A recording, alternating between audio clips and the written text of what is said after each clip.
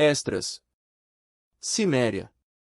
Eu me lembro das florestas negras, mascarando encostas de colinas sombrias, das nuvens cinzentas flutuando perpetuamente no céu, dos riachos crepusculares que fluíam sem emitir som, e dos ventos solitários que sussurravam pelos desfiladeiros. Paisagem se sobrepondo, colina sobre colina, encosta além de encosta, cada qual povoada de árvores taciturnas. Ali jazia nossa terra lúgubre. E, quando um homem escalava um pico escarpado e observava, seus olhos viam apenas a paisagem infinita. Colina sobre colina, encosta além de encosta, cada qual coberta como as demais. Era uma terra triste que parecia abrigar todos os ventos e nuvens e sonhos que se esquivavam do sol, com ramos nus sacudidos sob ventos solitários, e as florestas escuras pairando acima de tudo, nem mesmo iluminadas pelo raro e esmaecido sol, que projetava as sombras atarracadas dos homens. Eles a chamavam de Ciméria, terra das trevas e da noite profunda.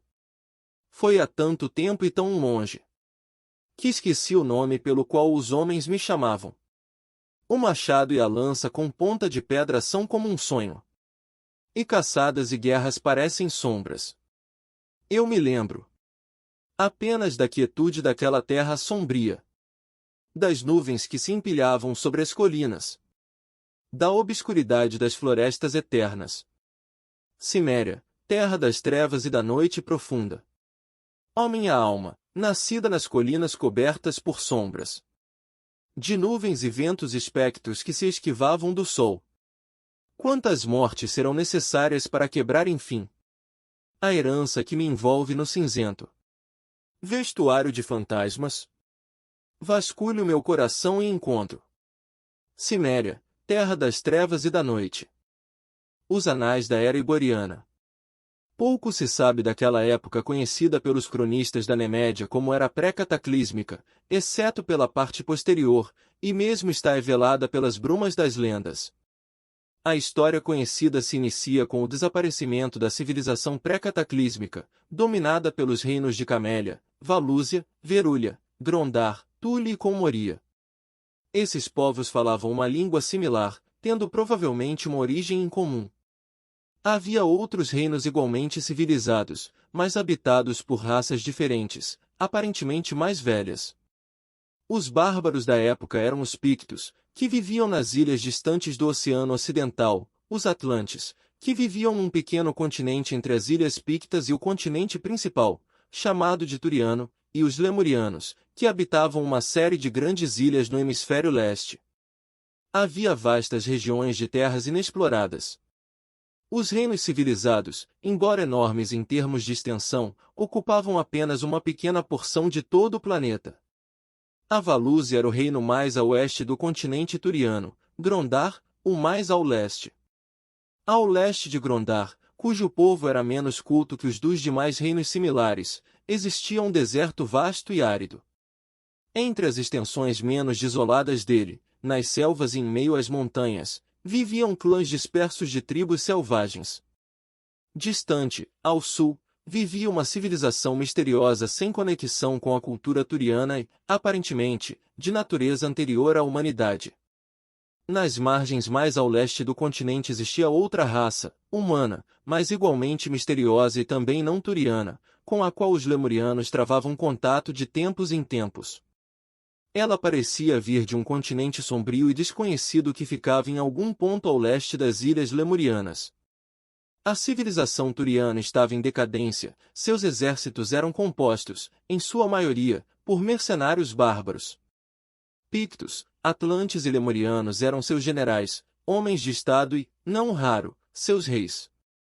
Existem mais lendas do que história precisa sobre as disputas dos reinos e as guerras entre a Valúzia e a Comoria, assim como as conquistas que permitiram aos atlantes fundar um reino no continente.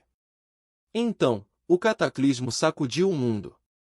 A Atlântida e a Lemúria afundaram, e as ilhas Pictas foram erguidas, formando os picos montanhosos de um novo continente. Partes inteiras do continente turiano desapareceram sob as ondas ou afundaram, dando origem a grandes lagos e mares. Vulcões irromperam e terremotos terríveis sacudiram as cidades reluzentes dos impérios. Nações inteiras sumiram do mapa.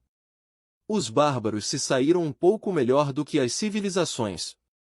Os habitantes das ilhas Pictas foram destruídos, mas uma grande colônia deles, estabelecida nas montanhas ao sul da fronteira da Valúzia para servir como resistência a possíveis invasores, escapou incólume. De forma similar, o reino continental dos Atlantes também escapou da ruína geral, e milhares de membros de suas tribos singraram para lá em navios sobreviventes. Muitos lemurianos fugiram para a costa leste do continente turiano, que permaneceu, comparativamente falando, ileso. Lá, foram escravizados pela antiga raça que já vivia no local e, durante milhares de anos, sua história foi de servidão brutal. No oeste do continente, em algumas regiões, as mudanças climáticas geraram estranhas formas vegetais e animais. Matas densas ocultavam as planícies, grandes rios corriam até os mares, montanhas selvagens se ergueram e lagos cobriram as ruínas das antigas cidades, que ficavam, então, em vales férteis. Vinda das áreas submergidas, uma miríade de feras e selvagens, homens macacos e macacos, polvilhou o reino continental dos Atlantes. Estes foram forçados a lutar diariamente por suas vidas, e conseguiram, mesmo assim, conservar vestígios de sua condição anterior, que era altamente avançada para bárbaros.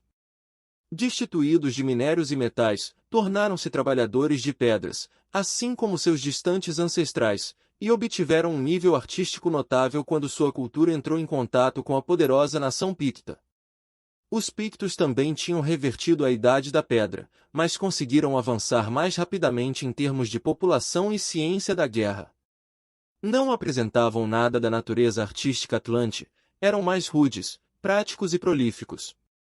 Diferente de seus inimigos, não deixaram pinturas ou gravuras em mármore, mas produziram uma abundância de armas de pedra. Esses reinos colidiram e, numa série de guerras sangrentas, os Atlantes, que eram em número inferior, foram forçados a retroceder a um estado de selvageria, enquanto a evolução dos Pictos estagnou. 500 anos depois do cataclismo, os reinos bárbaros haviam desaparecido, dando lugar a uma única nação de selvagens, os Pictos, em perpétuo estado de guerra contra tribos primitivas, e os Atlantes. Os Pictos tinham a vantagem numérica e a unidade, enquanto os Atlantes foram reduzidos a clãs dispersos. Assim era o Ocidente naquela época. No distante Oriente, separado do resto do mundo pela elevação de montanhas gigantescas e pela formação de uma vasta cadeia de lagos, os lemurianos padeciam como escravos de seus mestres anciões. O distante sul continuava envolto em mistério. Intocado pelo cataclismo, seu destino ainda era pré-humano. Das raças civilizadas do continente turiano, uma remanescente de uma das nações não valusianas vivia em meio às colinas mais baixas a sudoeste, os Emri. Aqui e ali havia clãs espalhados de selvagens, completamente alheios à ascensão e queda das grandes civilizações. Mas, a extremo norte, outro povo lentamente começava a ascender. Na época do cataclismo, um bando de selvagens, cujo desenvolvimento não estava muito acima dos neandertais, fugiu para o norte, a fim de escapar da destruição. Encontraram as terras frias habitadas apenas por uma espécie de homens macacos das neves, enormes animais brancos e peludos, aparentemente nativos da região. Eles os enfrentaram e forçaram a ir além do círculo ártico para perecer, ou foi o que pensaram os selvagens? Na verdade, os homens macacos se adaptaram ao novo e brutal ambiente, e prosperaram. Após a guerra entre Pictos e Atlantes ter destruído o início do que poderia ter sido uma nova cultura, outro cataclismo menor mudou a aparência do continente original, criando um grande mar interior no local onde ficava a cadeia de lagos, o que separou ainda mais o Oriente do Ocidente, e os terremotos, inundações e vulcões completaram a devastação dos bárbaros, iniciada pelas guerras tribais. 1000 anos depois do cataclismo menor, o mundo ocidental tornou-se um local repleto de selvas, lagos e rios torrenciais. Entre as colinas cobertas por florestas a noroeste, existem bandos errantes de homens macacos, despidos da capacidade de fala humana, do conhecimento do fogo ou do uso de equipamentos. São descendentes dos Atlantes, de volta à mesma bestialidade caótica da qual, anos antes, seus ancestrais haviam saído. A sudoeste vivem clãs dispersos de selvagens morando em cavernas, cuja fala encontra-se em sua forma mais primitiva, mas que ainda conservam o nome de Pictos, agora meramente um termo para designar os homens, eles próprios, distinguindo-os das verdadeiras feras contra as quais lutam por sobrevivência e alimento. É o único elo que tem com sua condição anterior. Nem os esquálidos Pictos, nem os simiescos Atlantes têm contato com outras tribos ou povos. A leste, os lemurianos, praticamente revertidos ao plano bestial por conta da escravidão, se revoltam e destroem seus mestres. Agora, são selvagens espreitando em meio às ruínas de uma estranha civilização. Os escravagistas sobreviventes fogem para o oeste, topando com aquele misterioso reino pré-humano ao sul destronando-o, eles o substituem pela própria cultura, modificada pelo contato que tiveram com aquela raça mais antiga. O reino mais novo é chamado de Stygia, mas remanescentes da nação mais antiga parecem ter sobrevivido e são até mesmo adorados, após a raça, como um todo, ter sido destruída. Em alguns pontos do planeta, pequenos grupos de selvagens demonstram sinais de uma tendência evolutiva, embora sejam poucos e não classificados. Mas, ao norte, as tribos crescem. Esses povos são chamados de Borianos ou Ibori, seu deus é Bori, um grande chefe, cuja lenda é ainda mais antiga que a do grande rei que os levou para o norte, nos dias do grande cataclismo, sobre quem as tribos só se recordam por meio de um folclore distorcido. Eles se espalham pelo norte e seguem lentamente na direção sul. Até aqui, não encontraram nenhuma outra raça, suas guerras foram apenas entre si. 500 anos vivendo nas terras do norte os tornaram uma raça alta, de cabelos loiros e olhos cinzentos, vigorosa e belicosa, já demonstrando uma bem definida natureza artística e poética. Ainda vivem da caça, mas as tribos ao sul já vêm criando gado há alguns séculos. Há uma única exceção no isolamento que tiveram das outras raças. Um viajante vindo do extremo norte retornou com notícias de que as vastidões geladas supostamente desertas eram habitadas por uma grande tribo de homens simiescos que descendiam, ele jurava, das feras forçadas a ir para o norte por seus ancestrais iborianos. Ele exigia que uma grande comitiva de guerra fosse enviada além do círculo ártico para exterminar as feras, que evoluíam para tornarem-se homens de verdade. Ele foi zombado e apenas um pequeno grupo de jovens guerreiros aventureiros o seguiu para o norte, mas nenhum retornou. Mas as tribos iborianas migravam para o sul e, conforme a população crescia, o movimento tornava-se maior. Foi uma época de andanças e conquistas. Ao longo da história do mundo, as tribos e sua movimentação transformavam constantemente o panorama mundial. 500 anos depois, tribos de iborianos loiros se mudam para o sul e oeste, conquistando e destruindo diversos clãs não classificados. Absorvendo o sangue das raças conquistadas, os descendentes das antigas tribos já começam a apresentar mudanças em suas feições, e essas novas raças miscigenadas são ferozmente atacadas por novas migrações de sangue mais puro, sendo varridas por elas, como uma vassoura varre o lixo. Esses grupos tornaram-se ainda mais misturados e combinados aos resquícios de outras etnias. Até então os conquistadores ainda não haviam tido contato com as raças mais antigas. A sudoeste, os descendentes dos Emri, tendo recebido ímpeto pelo sangue novo resultante da miscigenação com uma tribo não classificada, começaram a esboçar uma pálida sombra de sua velha cultura. No oeste, os simiescos atlantes recomeçam a longa escalada evolutiva. Eles completaram um ciclo de existência, há muito já esqueceram sua antiga vida como homens, e sem saber de qualquer outra condição, retomam sua escalada sem ajuda e sem amarras às lembranças humanas. Ao sul deles, os Pictos continuam selvagens, aparentemente desafiando as leis da natureza ao estagnarem, sem progredir ou retroceder. Mais ao sul paira o antigo e misterioso reino da Stygia. Em suas fronteiras a oeste, perambulam clãs de nômades conhecidos como Filhos de Shem. Próximo aos Pictos, no largo vale de Zing, protegido por grandes montanhas, um bando de primitivos sem nome, possivelmente classificáveis como parentes dos Shemitas, desenvolve um sistema de agricultura e subsistência. Outro fator impulsionou a movimentação iboriana. Uma tribo descobriu o uso de pedras em construções, e o primeiro reino iboriano nasceu, a rude e bárbara Hiperbórea, cujo início foi uma crua fortaleza de pedregulhos, empilhados para repelir ataques tribais. Os povos dessa tribo logo abandonaram as tendas feitas de couro de cavalo e, uma vez protegidos, de forma grosseira, porém poderosa, se fortaleceram.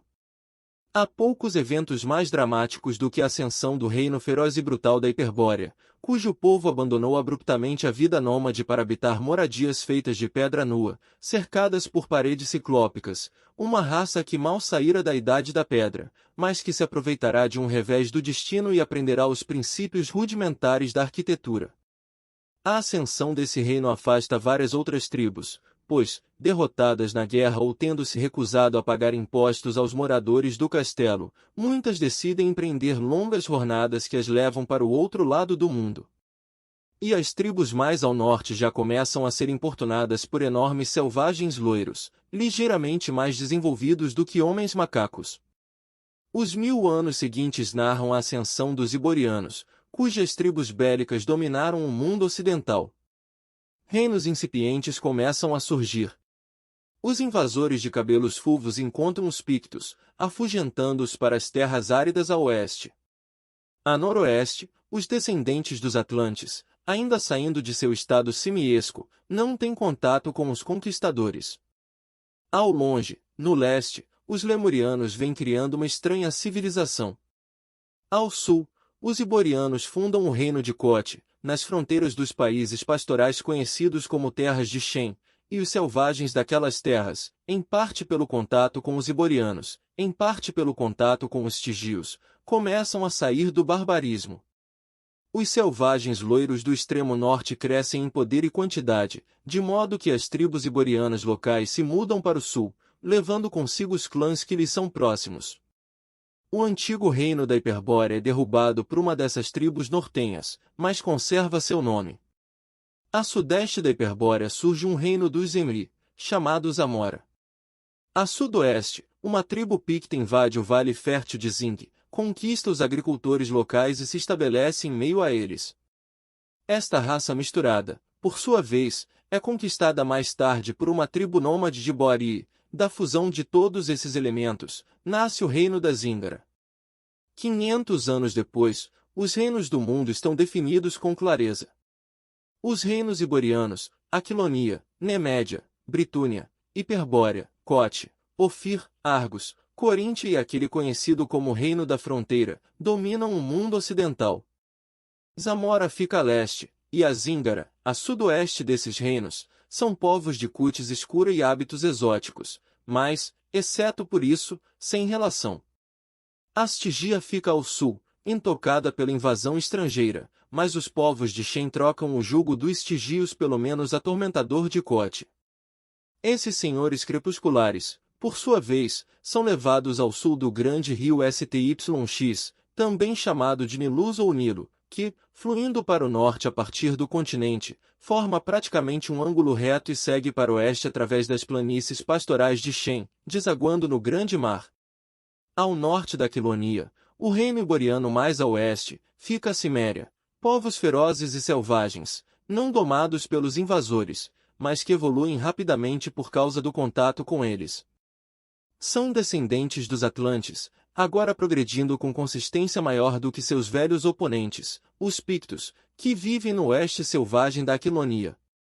Mais 500 anos e os povos iborianos são donos de uma civilização tão viril que o contato com ela é virtualmente capaz de arrancar da condição primitiva tribos selvagens.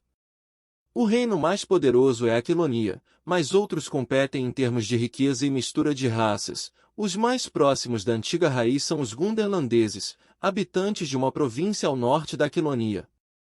Mas a miscigenação não enfraqueceu as raças. Eles são supremos no mundo ocidental, embora os bárbaros das terras ermas estejam ficando mais fortes. Ao norte, bárbaros de cabelos amarelos e olhos azuis, descendentes dos selvagens loiros do Ártico, puseram para fora dos países gelados o restante das tribos iborianas, exceto o reino da Hiperbórea, que resiste à matança. Seu país se chama Nordeimar, e eles se dividem nos Vanires ruivos de Vanaim e nos Aesires loiros de Asgard. Agora os Lemurianos voltam à história como Hircanianos. Por séculos vinham sendo empurrados firmemente na direção oeste, até que uma tribo margeou a orla ao sul do grande mar interno, o Vilai, e fundou o reino de Túran, no litoral sudoeste. Entre o mar interno e as fronteiras orientais dos reinos nativos, há vastas expansões de estepes, e ao extremo norte e extremo sul, desertos. Os habitantes não hircanianos desses territórios são poucos, pastorais, e não classificados no norte e xemitas ao sul, aborígenes com um breve fio de sangue iboriano oriundo dos conquistadores nômades. Na segunda metade do período, outros clãs hircanianos circundam a extremidade norte do mar interno e colidem com os postos avançados dos hiperborianos, no leste. Um breve resumo dos povos da época. A predominância dos iborianos não é mais de cabelos fulvos e olhos cinzentos, eles se misturaram às outras raças. Há um forte traço xemita, até mesmo Stygiu, entre os povos de Cote, e, em medida menor, de Argos, ainda que, no caso deste, a miscigenação com os íngaros tenha sido maior do que com os xemitas. Os britonianos a leste se uniram aos amorianos de pele escura, enquanto o povo ao sul da Quilonia se uniu aos íngaros, fazendo com que cabelos pretos e olhos castanhos passassem a predominar em Poitin, a província mais ao sul. O antigo reino da Hiperbórea é mais reservado que os demais, contudo, há sangue estranho o suficiente em suas veias advindo da captura de mulheres estrangeiras, hircanianas, aesíris e zamorianas. Só na Gunderlândia, onde não há escravos, a raça iboriana permanece pura. Por outro lado, os bárbaros continuam puros, os cimérios são altos e poderosos, de cabelos escuros e olhos azuis ou verdes. O povo de Nordeimar possui constituição similar, mas tem a pele branca, os olhos azuis e os cabelos loiros ou ruivos. Os pictos continuam iguais, baixos, de pele bem escura, e olhos e cabelos pretos. Os hircanianos têm pele escura e, em geral, são altos e delgados, embora um tipo baixo de olhos puxados comece a ser cada vez mais comum entre eles, resultado da mistura com uma raça curiosa e inteligente de aborígenes, conquistada por eles nas montanhas ao leste do Vilai durante a movimentação para o oeste. Os xemitas costumam ter estatura mediana, ainda que, ocasionalmente, se misturem a sangue Stygiu, resultando em constituição larga, narizes aduncos, olhos escuros e cabelos azeviche. Os Stygius são altos e corpulentos, de pele escura e traços retos, ao menos em suas classes dominantes. As classes mais baixas são uma horda mestiça de constituição inferior, uma mistura de sangue Stygiu, xemita e até iboriano. Ao sul da Stygia ficam os vastos impérios das Amazonas, Cuxitas, Atlaianos e o Império Híbrido de Zimbábue. Entre a Quilonia e a terra selvagem dos Pictos existem as marchas bossonianas, povoadas por descendentes de uma raça aborígene conquistada por uma tribo de iborianos, logo no início da migração. Os povos miscigenados nunca alcançaram a mesma civilidade dos iborianos puros e foram sendo empurrados por eles para as margens do mundo civilizado. Os bossonianos têm altura mediana, olhos castanhos e são mesocefálicos. Vivem principalmente da agricultura em grandes vilarejos murados e fazem parte do reino da Quilonia. Suas marchas vão do reino da fronteira, no norte, até a Zíngara, a sudoeste, formando uma barreira contra cimérios e pictos. São guerreiros teimosos e defensivos, e séculos de guerra contra os bárbaros do norte e do oeste os levaram a desenvolver um tipo de defesa quase impenetrável contra ataques diretos. 500 anos depois, a civilização iboriana foi varrida. Sua queda foi singular, no sentido de não ter sido causada por uma deterioração interna, mas sim pelo poder crescente das nações bárbaras e dos hircanianos. Os povos iborianos acabaram derrubados bem quando sua vigorosa cultura estava no auge. Contudo, foi a ganância da Quilonia responsável pela queda, mesmo que indiretamente. Querendo expandir o império, seus reis travaram guerras contra os vizinhos. Zíngara, Argos e Ofir foram anexados imediatamente, assim como as cidades ocidentais de Shem, que tinham, juntamente com seus parentes orientais, derrubado o jugo de Cote. A própria Cote, junto da Coríntia e das tribos xemitas ao leste, foi forçada a prestar tributos à Quilonia e à Hiperbórea, sendo que esta marchava agora de encontro aos exércitos de sua rival. As planícies do Reino da Fronteira foram o palco de uma batalha brutal e magnífica, em que as tropas nortenhas acabaram derrotadas e precisaram bater em retirada, e os aquilonianos vitoriosos não as perseguiram. A Nemédia, que durante séculos resistira com sucesso aos avanços do reino, recebeu a Britúnia, Zamora e Cote em segredo, para formar uma aliança que tensionava esmagar o Império Ascendente. Porém, antes que os exércitos conseguissem se juntar em batalha, um novo inimigo surgiu no Oriente, quando os hircanianos realizaram sua primeira investida real contra o mundo ocidental. Reforçados por aventureiros vindos do lado oriental do Vilaia, os cavaleiros de Tura atacaram Zamora, devastaram a Coríntia e foram recepcionados pelos aquilonianos nas planícies da Britúnia, sendo derrotados e afugentados de volta para o Oriente. Mas a coluna vertebral da aliança estava partida, e a Nemédia assumiria uma postura defensiva em guerras futuras, auxiliada ocasionalmente pela Britúnia e Hiperbórea, e em segredo, como sempre, por Cote. A derrota sofrida pelos hircanianos mostrou às nações o verdadeiro poder dos reinos do Ocidente, cujos esplêndidos exércitos tiveram suas fileiras acrescidas de mercenários, muitos recrutados entre os zíngaros, e pelos pictos e xemitas. Zamora foi reconquistada dos hircanianos, mas seu povo descobriu que havia apenas trocado um mestre oriental por outro ocidental. Os soldados da Quilonia montaram uma base lá, não só para proteger o país devastado, mas como também para manter o povo servil. Mas os hircanianos não estavam convencidos, e 3 novas invasões eclodiram nas fronteiras amorianas e nas terras de Shem, repelidas pelos aquilonianos, embora os exércitos turanianos crescessem conforme hordas de cavaleiros trajados em aço cavalgavam para o leste, margeando a extremidade sul do mar interno. Mas um poder crescia no oeste, destinado a destronar os reis da Quilonia de seus pedestais. No norte havia um conflito incessante ao longo das fronteiras da Ciméria, entre os guerreiros de cabelos pretos e Nordem. Os Aesíris, em meio a guerras contra os Vanires, atacaram a Hiperbórea e expandiram suas fronteiras, destruindo uma cidade após a outra. Os Cimérios também enfrentavam imparcialmente Pictos e Bossonianos, e em várias ocasiões atacaram a própria Aquilonia, em conflitos que eram mais pilhagens do que guerras. Os Pictos cresciam espantosamente em termos de população e poder. Por um estranho revés do destino, foi principalmente pelos esforços de um homem, um estrangeiro, que eles tomaram o caminho que os levaria a se tornar um império. Era Arus, um sacerdote nemédio e reformista nato. Não se sabe ao certo o que o fez voltar-se na direção dos Pictos, mas o fato é que ele, obstinado, pôs-se a penetrar as terras selvagens e modificar o comportamento rude da raça ao introduzir a gentil adoração a Mitra. Ele não se deteve pelas histórias sombrias sobre o que acontecerá aos comerciantes e exploradores que o precederam, sendo por um capricho do destino poupado quando encontrou os selvagens, sozinho e desarmado. Embora os Pictos tivessem se beneficiado pelo contato com a civilização iboriana, sempre foram resistentes a ele. Isto significa que haviam aprendido a trabalhar com cobre e chumbo, os quais eram raros em suas terras, sendo que este último eles obtinham atacando as colinas da Zíngara ou trocando por peles, dentes de baleia, presas de morsas e outros bens dos quais dispunham. Não viviam mais em cavernas ou em casas nas árvores, mas construíam as próprias tendas de peles e também cabanas primitivas, copiadas dos bossonianos.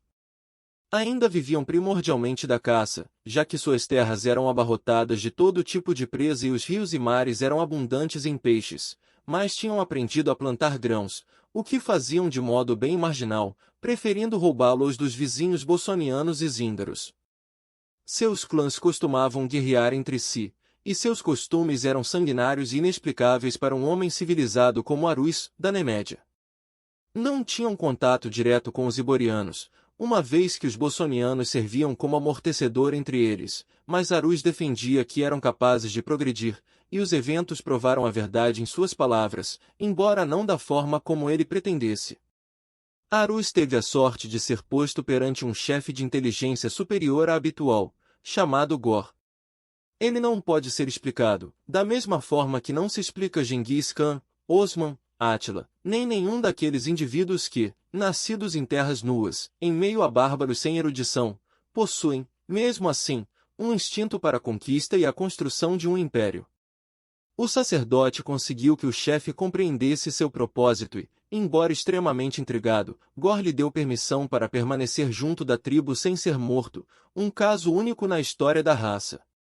Após aprender a língua, Arus trabalhou para eliminar as etapas mais desagradáveis da vida picta, como o sacrifício humano, feudos de sangue e o costume de queimar ainda vivos seus prisioneiros capturados. Ele discursava pomposamente para Gor, a quem julgava ser um ouvinte interessante, ainda que não responsivo. A imaginação reconstrói a cena: o chefe de cabelos pretos, vestindo peles de tigre e um colar de dentes humanos, acocorado no chão sujo de sua cabana, a escutar com atenção o eloquente sacerdote, que provavelmente se sentava num bloco de mogno esculpido coberto por uma pele, vestindo os mantos de seda de honra de seu clã e gesticulando com as mãos brancas delgadas, enquanto expunha os direitos e justiças eternos que eram as verdades de Mitra. Sem dúvida, apontava com repugnância para as fileiras de crânios que adornavam as paredes da cabana e pedia que Gor perdoasse seus inimigos, em vez de torturá-los.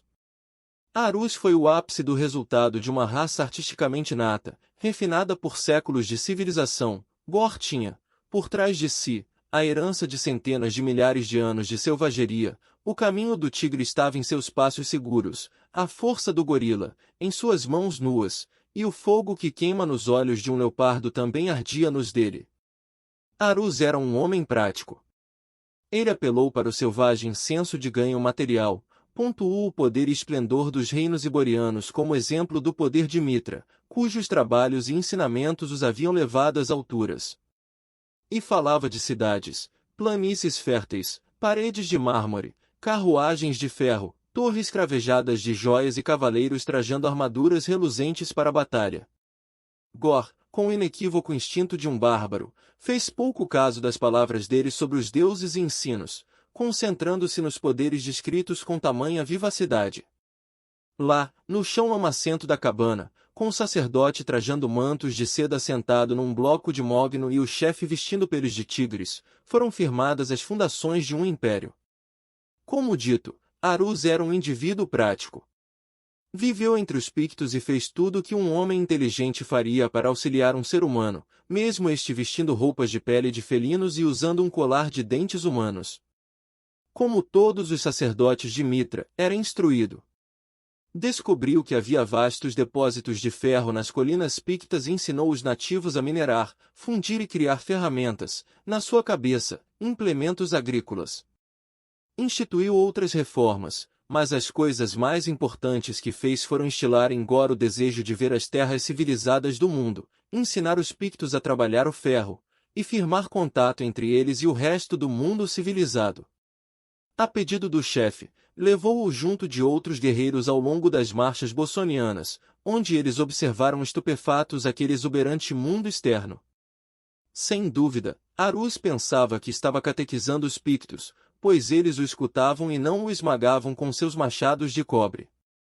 Mas Gor jamais levou a sério os ensinamentos de que deveria perdoar seus inimigos e abandonar a vereda da guerra em prol do sacerdócio honesto. Disse que ele carecia de senso artístico, toda a sua natureza era voltada para conflitos e carnificina. Quando Arus falava sobre as glórias das nações civilizadas, seus ouvintes de pele escura prestavam atenção, não aos ideais religiosos, mas sim às pilhagens que ele inconscientemente descrevia nas narrativas sobre cidades ricas e terras cintilantes. Quando contou como Mitra havia ajudado certos reinos a superarem seus oponentes, eles não prestaram atenção aos milagres de Mitra, mas se fiaram à descrição das fileiras de batalhas, cavaleiros montados, e manobras dos arqueiros e lanceiros.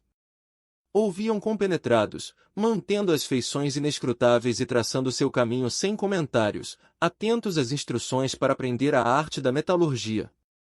Antes de sua vinda, eles possuíam armas e armaduras de aço arruinadas, obtidas com os zíngaros e bossonianos, ou tinham criado as próprias ferramentas primitivas a partir de cobre e bronze. Agora, um novo mundo se abria, e o tinir das marretas ecoou pela terra. Igor, por conta desse novo ofício, passou a afirmar seu domínio sobre os demais clãs, em parte pela guerra, em parte pela astúcia e diplomacia, sendo que nisto ele era superior a todos os outros bárbaros. Os Pictos passaram a ter salvo-conduto para ir e vir livremente pela Quilonia, e retornavam com mais informações sobre a fabricação de espadas e armaduras. Eles também endereçaram os exércitos mercenários aquilonianos, para o desgosto inexprimível dos bossonianos. Os reis da Quilonia brincavam com a ideia de colocar os Pictos contra os Cimérios, e, assim, possivelmente destruir ambas as ameaças, mas estavam ocupados demais com suas políticas belicosas no sul e no leste para prestarem atenção às terras vagamente conhecidas do oeste, de onde cada vez mais guerreiros vinham prestar serviços em meio aos mercenários. Esses guerreiros, ao completarem o tempo de serviço, retornavam para as terras selvagens com boas noções sobre a guerrilha civilizada, e também com o desprezo pela civilidade que nascia justamente do contato com ela. Os tambores soavam nas colinas, fogueiras de reunião ardiam nos cumes e fabricantes de espadas golpeavam o aço sobre 1000 bigornas. Por intrigas e ataques numerosos e diabólicos demais para serem descritos, Gor tornou-se o líder dos líderes, o mais próximo de um rei que os Pictos tiveram em milhares de anos. Ele esperou bastante tempo, já havia passado da meia-idade, e movia-se na direção das fronteiras, não para promover o escambo, mas sim a guerra. Arus percebeu tarde demais o seu erro, ele não tinha tocado a alma do pagão, que escondia a ferocidade brutal de todas as eras. Sua eloquência persuasiva sequer arranhara a consciência do Picto. Gor vestia uma cota de malha prateada, e não uma pele de tigre, mas, por baixo dela, continuava inalterado, o bárbaro imortal, que não se deixa influenciar pela teologia ou filosofia, seus instintos focados na inequívoca pilhagem que o aguardava. Os Pictos invadiram as fronteiras bossonianas com fogo e lâminas, não vestindo peles e brandindo machados de cobre, mas trajando armaduras completas e armas de aço. Quanto a Arus, sua cabeça foi aberta por um Picto bêbado, enquanto empreendia um derradeiro esforço para desfazer o que seus atos haviam principiado. Gor não era isento de gratidão, e ordenou que o crânio do assassino fosse colocado sobre o túmulo do sacerdote. E é uma das sombrias ironias do universo que as pedras que cobriam o corpo de Arus tenham sido adornadas dessa forma, coroando com um último toque de barbarismo um homem para quem a violência e a vingança sanguinária eram revoltantes. Mas as novas armas e armaduras não bastaram para derrubar a resistência. Anos de armamentos superiores e coragem inabalável dos bossonianos conseguiram segurar os invasores, auxiliados quando necessário pelas tropas imperiais da Quilonia. Nesta época, os hircanianos iam e vinham, e Zamora foi anexada ao Império. Então, a traição veio de uma direção inesperada e rompeu as linhas bossonianas. Antes de narrá-la, porém, cabe um breve vislumbre na situação do Império Aquiloniano. Embora sempre tenha sido um reino abastado, uma riqueza incontável fora angariada por meio de conquistas, e o esplendor suntuoso havia substituído a vida simples e dura. Mas a degeneração ainda não havia tocado os reinos e seus povos, embora vestidos de seda e roupas trançadas com fios de ouro, continuavam sendo uma raça viril. A arrogância, por outro lado, vinha suplantando a simplicidade de outrora. Tratavam pessoas menos poderosas com desprezo e imputavam impostos cada vez mais pesados aos povos conquistados. Argos, Zíngara, Ofir, Amor e os países xemitas eram tratados como províncias subjugadas, e um tormento todo particular era destinado aos orgulhosos zíngaros que, a despeito das brutais retaliações, sempre promoviam revoltas. Koth era uma cidade dedicada à administração tributária, estando sob a proteção da Aquilonia contra os hircanianos. Mas o Império Ocidental nunca conseguirá derrotar a Nemédia, mesmo que os triunfos desta tenham sido de ordem defensiva e, em geral, obtidos com o auxílio de exércitos hiperborianos. Nessa época, as únicas derrotas da Aquilonia foram o fracasso em anexar a Nemédia, a aniquilação de um exército enviado à Ciméria e a destruição quase completa de um exército pelos Aesíris. Bem quando os hircanianos viam-se incapazes de fazer frente aos ataques da cavalaria pesada dos aquilonianos, ao invadirem os países frios, foram superados pela ferocidade do combate corpo a corpo dos nórdicos. Porém, as conquistas da Aquilonia chegaram até o Nilo, onde um exército estigio foi derrotado num banho de sangue, e o reino da Estigia teve de enviar tributos, pelo menos uma vez, para impedir a invasão. Numa série de guerras tumultuadas, a Britânia foi reduzida, e preparativos foram feitos para, enfim, subjugar a antiga rival Nemédia. Com as tropas infladas por mercenários, a Aquilonia se moveu, e tudo indicava que o ataque esmagaria a independência dos Nemédios. Mas disputas surgiram entre os aquilonianos e seus auxiliares bossonianos. Como resultado inevitável da expansão imperial, os aquilonianos tinham se tornado altivos e intolerantes. Eles ridicularizavam os rudes e incipientes bossonianos, e mágoas surgiram entre ambos, os aquilonianos desprezando os bossonianos, e estes ressentindo-se da postura dos seus mestres, como agora se intitulavam orgulhosamente os primeiros, tratando os aliados como súditos conquistados, impondo impostos exorbitantes e convocando-os para guerras de expansão territorial, cujos lucros eram pouco partilhados. Pouquíssimos homens foram deixados nas marchas para proteger a fronteira e, ao ouvirem as notícias sobre os ultrajes pictos que ocorriam em sua terra natal, regimentos inteiros de bossonianos deixaram a campanha na Nemédia e marcharam para a fronteira oeste, onde derrotaram os invasores numa grande batalha. Contudo, tal deserção foi a causa direta da derrota dos aquilonianos pelos desesperados nemédios, imputando sobre os bossonianos a ira cruel dos seus soberanos, a típica maneira intolerante e míope de todos os imperialistas. Regimentos aquilonianos foram secretamente levados até as fronteiras das marchas, líderes bossonianos foram convidados a participar de um grande conclave, simulando uma expedição contra os pictos, bandos de soldados chemitas se aquartelaram em meio aos aldeões. Os chefes desarmados foram massacrados entre os camponeses, os chemitas viraram-se contra as tropas atordoadas com tochas e espadas, e as tropas imperiais sofreram ataques. De norte a sul as marchas foram aniquiladas, e os exércitos da Aquilonia retornaram das fronteiras, deixando atrás de si uma terra arruinada e devastada. Eis que a invasão picta explodiu com força total ao longo das fronteiras. Não foi uma mera investida, mas a precipitação coordenada de uma nação inteira, liderada pelos chefes que até então serviam os exércitos da Aquilonia, planejada e dirigida por Gor, agora um velho, mas ainda consumido pelo fogo feroz da ambição. Desta vez, não havia muros robustos nas aldeias cheios de arqueiros habilidosos para conter o avanço até que as tropas imperiais chegassem. Os poucos bossonianos presentes foram varridos da existência, permitindo que os selvagens bárbaros invadissem a Aquilonia, saqueando e queimando, antes que as legiões, novamente em guerra com a Nemédia, pudessem rumar para o oeste. Asíngar aproveitou a oportunidade para desvencilhar-se do jugo, e seu exemplo foi seguido pela Coríntia e pelos chemitas. Regimentos inteiros de vassalos e mercenários se amotinaram e marcharam de volta aos próprios países, pilhando e saqueando ao longo do caminho. Sem os arqueiros bossonianos, os aquilonianos foram incapazes de lidar com as terríveis revoadas de flechas bárbaras.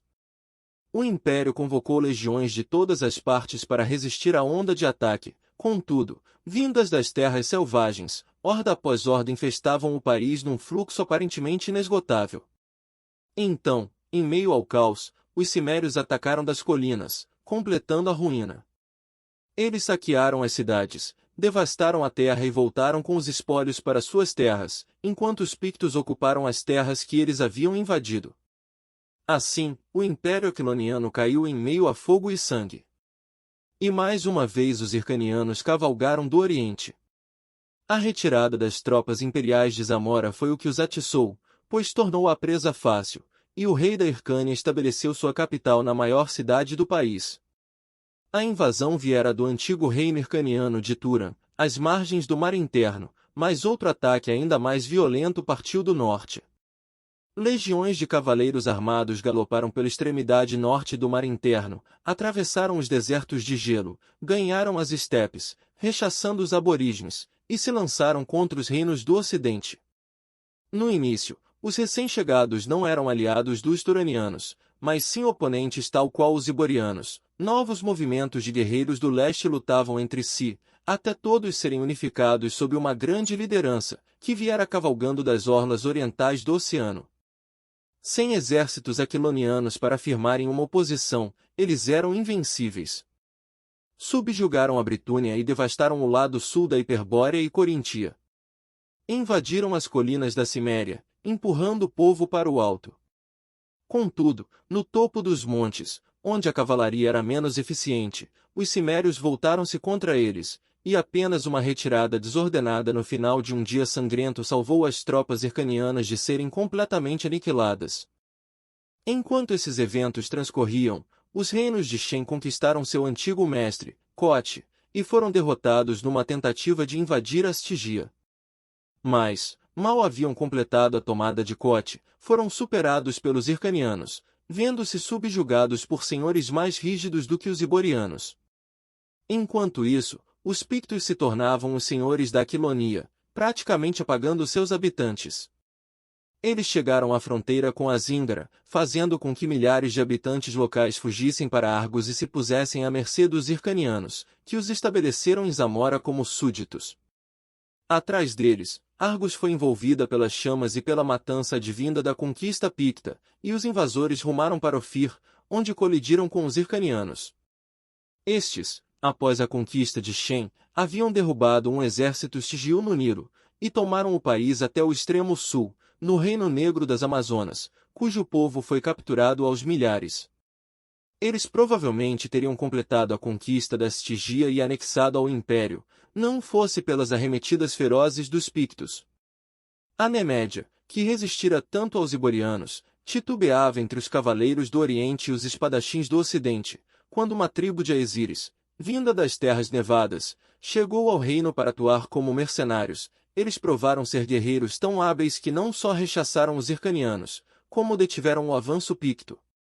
O mundo naquela época se configurava da seguinte maneira: um vasto império picto selvagem, rude e bárbaro, que se estendia da costa de Vanaém, no norte, às orlas mais ao sul da Zíngara. Ao leste, incluía toda a Aquilonia, com exceção da Gunderlândia, a província mais ao norte que, como um reino separado nas colinas, sobrevivera à queda do império e mantinha sua independência. O Império Picto incluía também Argos, Ofir, a parte ocidental de Cote e as terras mais a oeste de Shem. Em oposição a esse império bárbaro estava a Hircânia, que fazia fronteira ao norte com a assolada Hiperbórea, e ao sul com os desertos das terras de Shem. Zamora, Britúnia, o reino da fronteira, Corintia, a maior parte de Cote e todas as terras orientais de Shem foram anexadas por esse império. As fronteiras da Ciméria permaneciam intactas, nem pictos nem hircanianos conseguiram subjugar os guerreiros bárbaros. A Nemédia, dominada pelos mercenários Aesíris, resistiu a todas as invasões. No norte, Nordeimr, Ciméria e Nemédia separavam as raças conquistadoras, mas, no sul, Cote tornou-se um campo de batalha, onde os pictos hircanianos travavam um combate sem trégua. Às vezes, os guerreiros orientais expulsavam completamente os bárbaros do reino e as cidades voltavam às mãos dos invasores do oeste. No extremo sul, a Stygia, abalada pela invasão hircaniana, vinha sendo abusada pelos grandes reinos negros. E as tribos nórdicas estavam inquietas, lutando continuamente contra os cimérios, enquanto varriam as fronteiras da Hiperbórea. Gor foi morto por Ialmar, um chefe nemédio. Já era um velho quase centenário.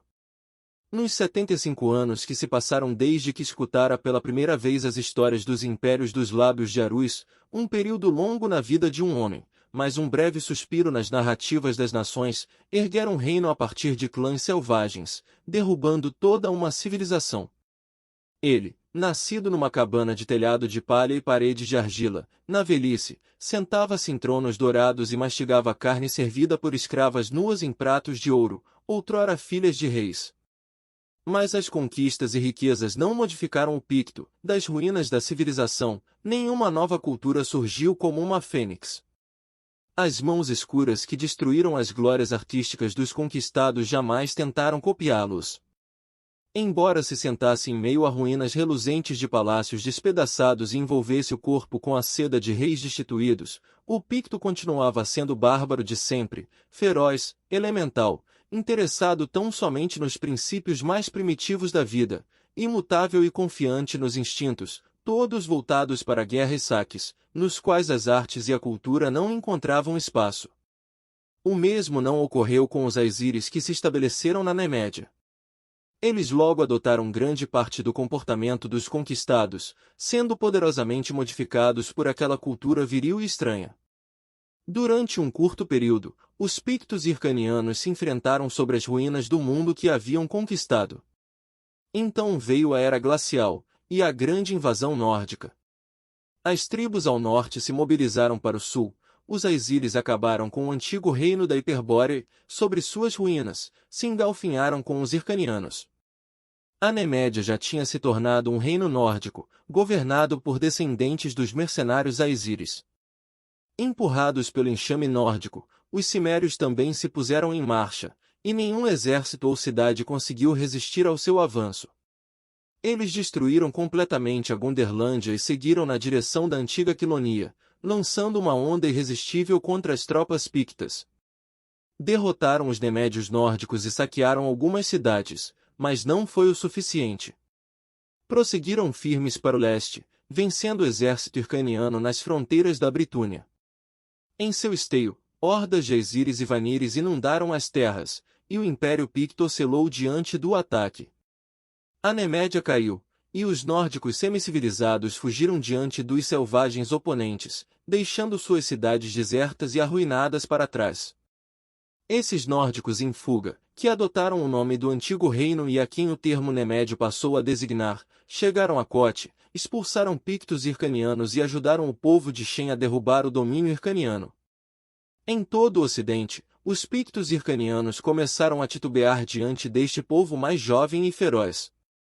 Um bando de Aesíris expulsou os cavaleiros da Britúnia e se estabeleceu no local, adotando o nome para si. Os nórdicos que haviam conquistado a Hiperbórea atacaram seus inimigos orientais com tanta brutalidade que os descendentes lemurianos de pele escura recuaram para as estepes, empurrados pela insuperável onda de volta ao Vilae. Enquanto isso, os cimérios, rumando na direção sul, destruíram o antigo reino de Turan e se estabeleceram às margens a sudeste do mar interno. O poder dos conquistadores do Oriente foi quebrado.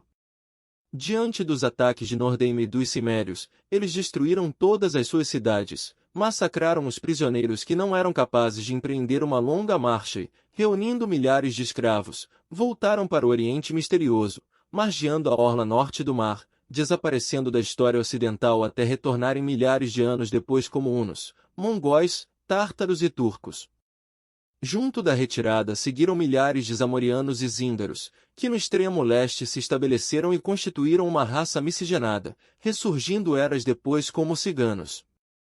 Enquanto isso, uma tribo de aventureiros Vanires avançou ao longo da costa Picta, ao sul, devastou a antiga Zíndara e chegou a Stygia que, oprimida por uma classe soberana aristocrata, cambaleava diante dos ataques dos reinos negros ao sul.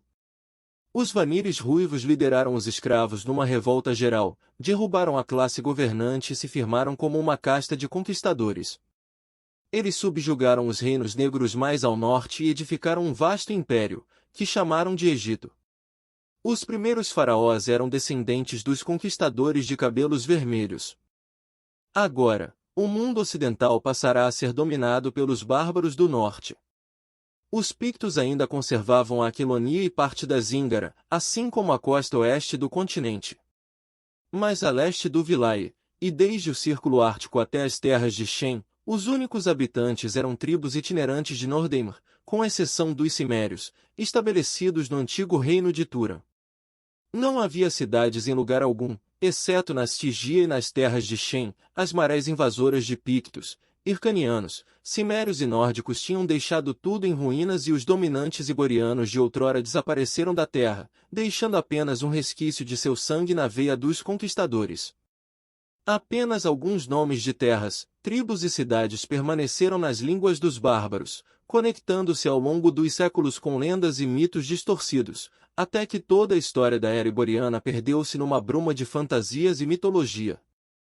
Assim, os termos Zíndara e Zamora perduraram na linguagem dos ciganos. Os Aesíris, que dominavam a Nemédia, passaram a ser chamados de Nemédios e, mais tarde, figuraram na história irlandesa, e os nórdicos que se estabeleceram na Britânia passaram a ser conhecidos como britonianos, britãos ou britânicos. Na época, não existia um império nórdico consolidado. Como sempre, as tribos tinham seus próprios chefes ou reis, e lutavam ferozmente umas contra as outras. O que seu destino poderia ter sido não se sabe, pois, devido a outra espantosa convulsão, as terras foram modificadas para a configuração atual, o que jogou todos os povos no caos mais uma vez. Enormes faixas de terra a oeste afundaram, Vanaheim e o lado ocidental de Asgard, panoramas glaciais, desolados e desabitados durante centenas de anos, desapareceram sob as ondas.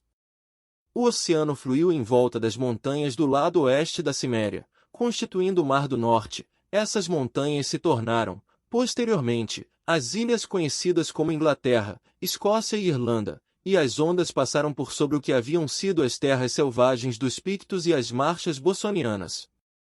Ao norte, o Mar Báltico foi formado, cortando Asgard nas penínsulas mais tarde conhecidas como Noruega, Suécia e Dinamarca, e no extremo sul, o continente Estigio foi separado do resto do mundo, na linha de clivagem formada pelo rio Nilo em seu curso para o oeste. O Oceano Azul cobriu Argos, o lado oeste de Cote e as terras ocidentais de Shem, sendo chamado posteriormente de Mediterrâneo. Mas, enquanto terras afundavam, uma vasta expansão a oeste da Estigia se erguia das ondas, formando toda a metade ocidental do continente africano. O encurvamento da terra remeteu para cima cadeias de montanhas na parte central do continente nortenho. Tribos nórdicas inteiras foram obliteradas e as restantes se retiraram para o leste. O território em torno do mar interno, que aos poucos secava, não foi afetado, e lá, nas margens a oeste, as tribos nórdicas iniciaram uma existência pastoral, vivendo numa relativa paz com os cimérios e misturando-se gradualmente com eles.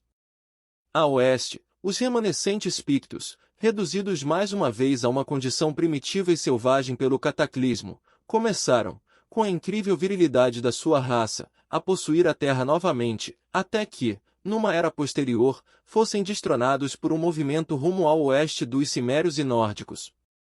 Isso ocorreu tanto tempo depois da separação dos continentes, que apenas lendas sem significado mencionavam os antigos impérios. Esta migração encontra-se dentro do alcance da história moderna e não precisa ser repetida.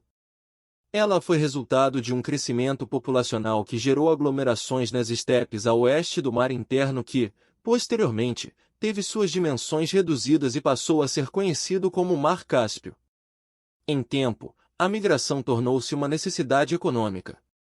As tribos foram para o sul, norte e oeste, para as terras que ficariam conhecidas como Índia, Ásia Menor e Europa Central e Ocidental. Chegaram a esses locais sendo chamados de arianos, mas havia variações entre eles, sendo que algumas continuam sendo reconhecíveis até hoje, enquanto outras foram esquecidas. Por exemplo, os acaianos loiros, galeses e britânicos descendiam dos aizires de puro sangue. Os demédios das lendas irlandesas eram os demédios aizires. Os dinamarqueses vinham dos vanires de puro sangue, os goths, ancestrais de outras tribos germânicas e escandinavas, incluindo os anglo-saxões, descendiam de uma mistura de raças, cujos elementos continham traços dos vanires, aizires e cimérios. Os celtas, ancestrais dos escoceses e irlandeses, vinham de clãs cimérios de puro sangue. As tribos címricas da Britânia eram uma mistura da raça ciméria nórdica que precedeu os britânicos nórdicos puros nas ilhas, o que deu origem à lenda da prioridade gaélica. Os cimbris que lutaram contra Roma vinham desse mesmo sangue, assim como os gimerais dos assírios e gregos, e também Gomer dos hebreus. Outros clãs cimérios se aventuraram na direção leste do mar interior, muito reduzido pela evaporação, e, poucos séculos depois, se miscigenaram com povos de sangue hircaniano, regressando ao ocidente sob a alcunha dos citas. Os primeiros antepassados dos celtas deram seu nome à atual Crimeia. Os antigos sumérios não tinham relação alguma com os povos ocidentais. Eram raças miscigenadas de origem hircaniana e xemita que não foram levadas pelos conquistadores durante a sua retirada. Numerosas tribos de Shem escaparam àquele cárcere, dos xemitas de sangue puro, ou misturados com iborianos ou nórdicos, descenderam os semitas, ou seja, os árabes, os israelitas e raças similares. A ascendência dos cananeus, ou semitas alpinos, remonta a seus antepassados xemitas, que se miscigenaram com os cuxitas estabelecidos entre eles pelos seus senhores hircanianos. Os elemitas eram uma raça típica dessa estirpe. Os etruscos, por sua vez, homens baixos e de membros robustos, que constituíram a base da população romana, descendiam de povos que possuíam a mistura de sangue estigio, hircaniano e picto, originalmente habitantes do antigo reino de Cote. Já os hircanianos, tendo-se retirado para as costas orientais do continente, deram origem, mais tarde, aos hunos, mongóis, tártaros e turcos. A origem de outras etnias do mundo moderno pode ser traçada de forma similar. Em quase todos os casos, por mais antiga que possa parecer, sua história remonta aos tempos nebulosos da esquecida era iboriana. O deus na urna. Arus, o vigia, segurou sua besta com as mãos trêmulas e sentiu gotas de suor brotar na pele, conforme observava o pavoroso cadáver esparramado no chão à sua frente. Não é agradável topar com a morte num local solitário à meia-noite. Ele estava num corredor largo, iluminado por grandes velas em nichos ao longo das paredes. Tecidos de veludo preto dependuravam-se nelas, entre as tapeçarias, havia escudos e armas cruzadas de fabricação notável, também pendurados. Aqui e acolá imagens de curiosos deuses surgiam, esculpidas em pedra ou madeira nobre, ou banhadas em bronze, ferro ou prata, espelhadas no chão escuro de mogno polido. Arus estremeceu, ele jamais se habituara ao local, embora já trabalhasse lá como vigia há alguns meses. Era um estabelecimento fantástico, o grande museu e casa de antiguidades que os homens chamavam de Templo de Calian público, com raridades de todo o mundo, e agora, na solidão da meia-noite, Arus permanecia de pé no grande e silencioso saguão, olhando para o cadáver caído que fora o rico e poderoso proprietário do templo. Ocorreu até mesmo ao cérebro simplório do vigia que o homem agora parecia estranhamente diferente de quando cavalgava ao longo do caminho palha em sua carruagem dourada, arrogante e dominante, com os olhos escuros brilhando numa magnética vitalidade. Homens que temiam e odiavam Calian público dificilmente o teriam reconhecido ali, estirado no chão como um monte de banha desfeita, com os mantos caros rasgados e a túnica roxa torta. Seu rosto estava enegrecido, os olhos quase pulando para fora das órbitas e a língua empretecida pendendo da boca escancarada. As mãos gordas estavam abertas num gesto de curiosa futilidade. Joias brilhavam nos dedos rechonchudos. Por que não roubaram seus anéis? O vigia murmurou inquieto, então estancou e arregalou os olhos, sentindo os pelos da nuca se arrepiarem. Uma figura eclodiu por detrás de um dos muitos tecidos escuros de seda que ocultavam as diversas passagens para o corredor.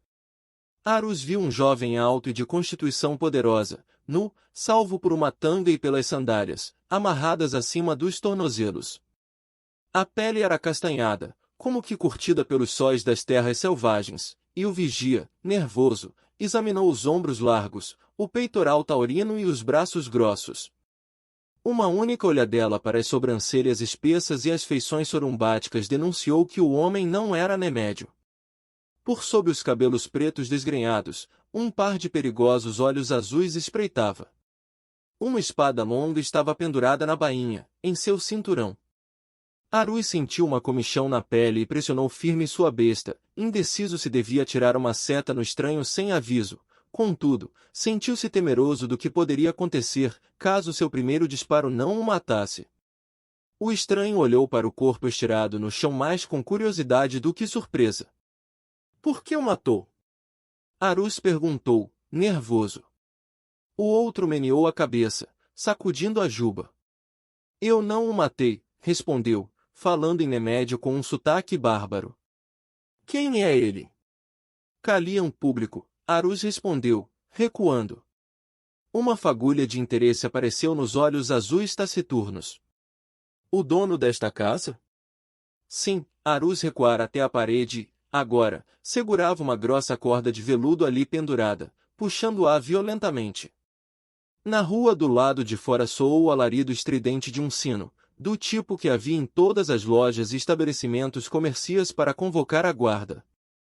O estranho ficou surpreso e perguntou: por que fez isso?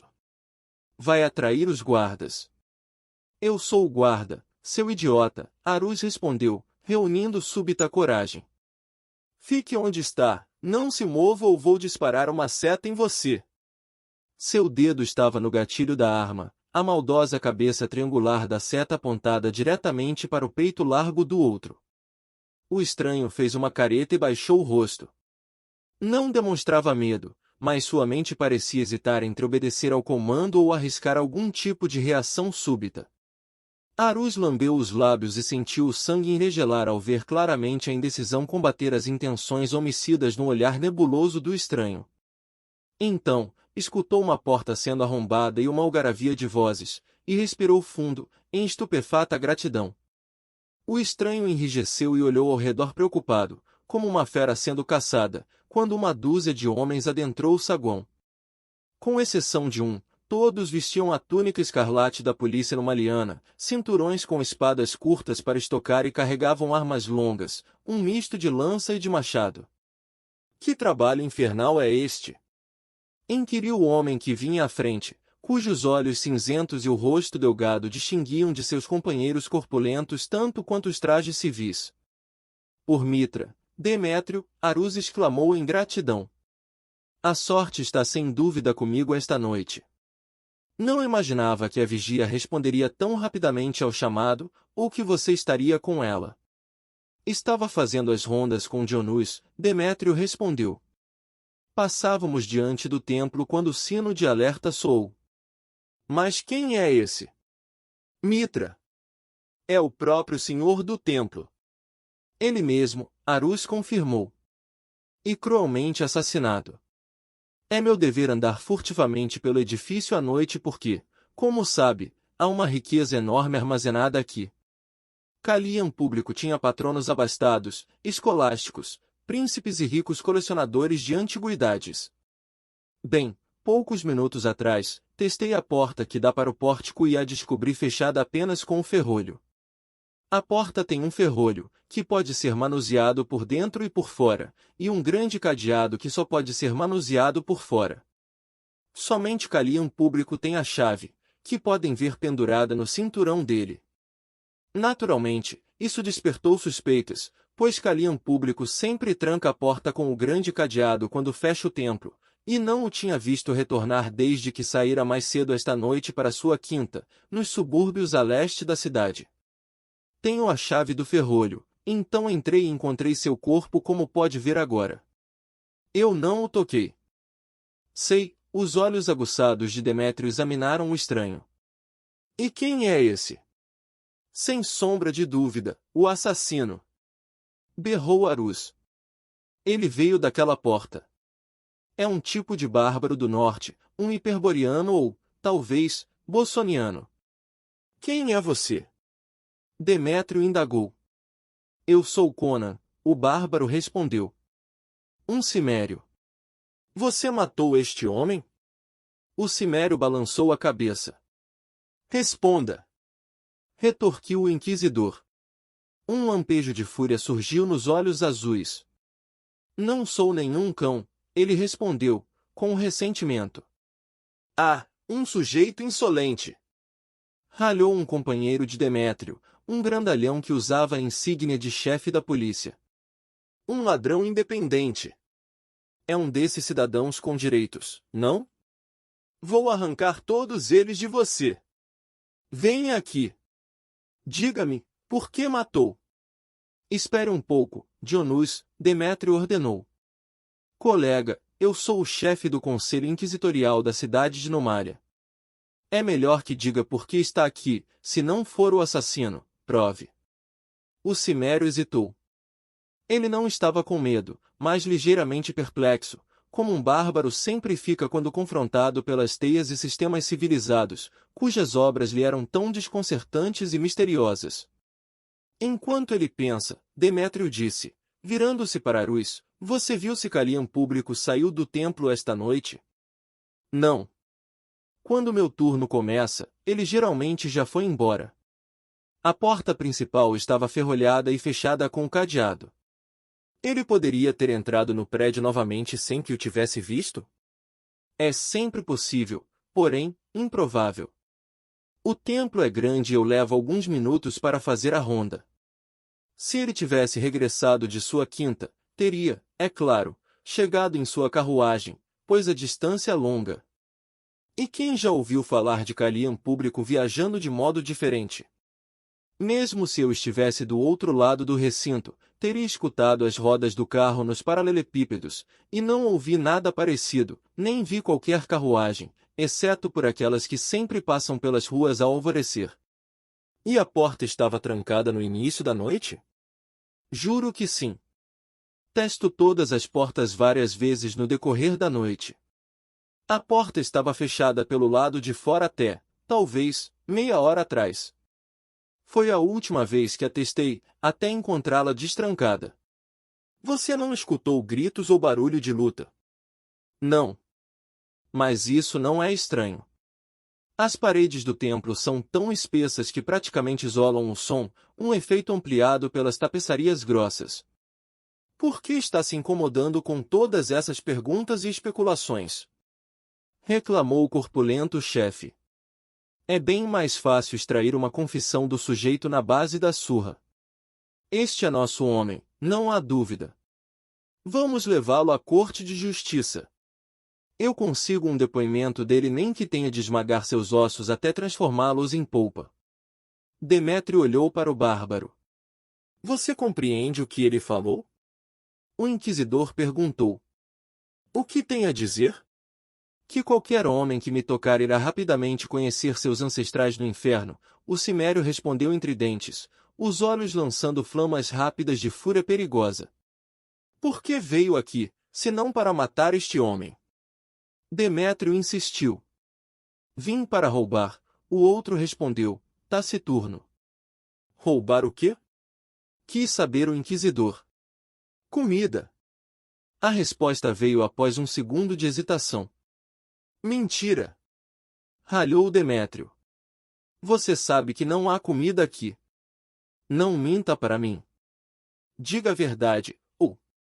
O cimério pôs a mão sobre o cabo da espada, e o gesto foi tão pleno de ameaça quanto o rosnar de um tigre que mostra as garras. Guarde a bravata para aqueles que a temem, ele grunhiu, com os olhos azuis queimando. Não sou nenhum remédio civilizado para tremer diante dos seus cães contratados. Matei homens melhores do que você por menos do que isto.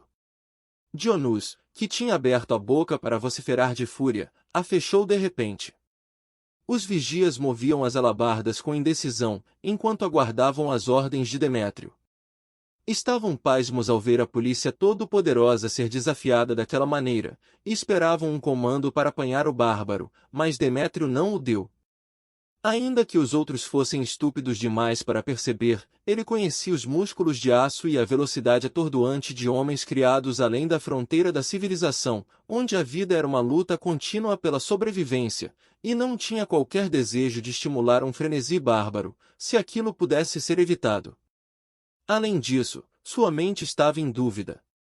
Eu não o acusei de ter matado Kalian, ele afirmou. Mas tem de admitir que as aparências estão contra você. Como adentrou o templo? Escondi-me nas sombras do depósito que fica atrás do edifício, Conan respondeu, mal-humorado. Quando este cão, disse, erguendo o dedão para Arus, passou por mim e dobrou a esquina, corri rapidamente para a parede e a escalei. Mentira, Arus irrompeu. Nenhum homem consegue escalar uma parede lisa. Já viu um cimério escalando o paredão liso de um rochedo? Demétrio perguntou com impaciência. Sou eu que estou conduzindo esta investigação. Prossiga, Conan. A quina é decorada com entalhes, o cimério afirmou. Foi fácil subir. Cheguei ao telhado antes que este cão desse a volta. Encontrei um alçapão com uma tranca de ferro, fechada pelo lado de dentro. Fui forçado a partir a tranca ao meio com a espada. Recordando-se da espessura daquela tranca, Arus engoliu em seco involuntariamente e afastou-se um pouco do bárbaro, que franziu o senho de forma abstrata para ele e prosseguiu. Temi que o barulho pudesse acordar alguém, mas tive de arriscar. Passei pelo alçapão e cheguei à câmara superior. Não fiquei por lá, indo direto para as escadas. Como sabia onde as escadas ficavam? O inquisidor ralhou. Sei que só os servos de Calian e seus ricos patronos tinham acesso àqueles cômodos no andar de cima. Uma teimosia persistente sombreou os olhos de Conan, e ele manteve-se em silêncio. O que fez depois de chegar às escadas? Demétrio quis saber. Desci direto por elas, o cimério murmurou. Levavam a um aposento atrás daquela porta com cortinas. Enquanto descia, escutei o ruído de uma porta sendo aberta. Quando olhei por trás da cortina, vi este cão de pé sobre o corpo do morto. Por que saiu de seu esconderijo? Estava escuro quando vi o vigia do lado de fora do templo. Ao vê-lo aqui, imaginei que fosse um ladrão também. Foi só depois que soou o alarme e me apontou sua besta, que soube quem era.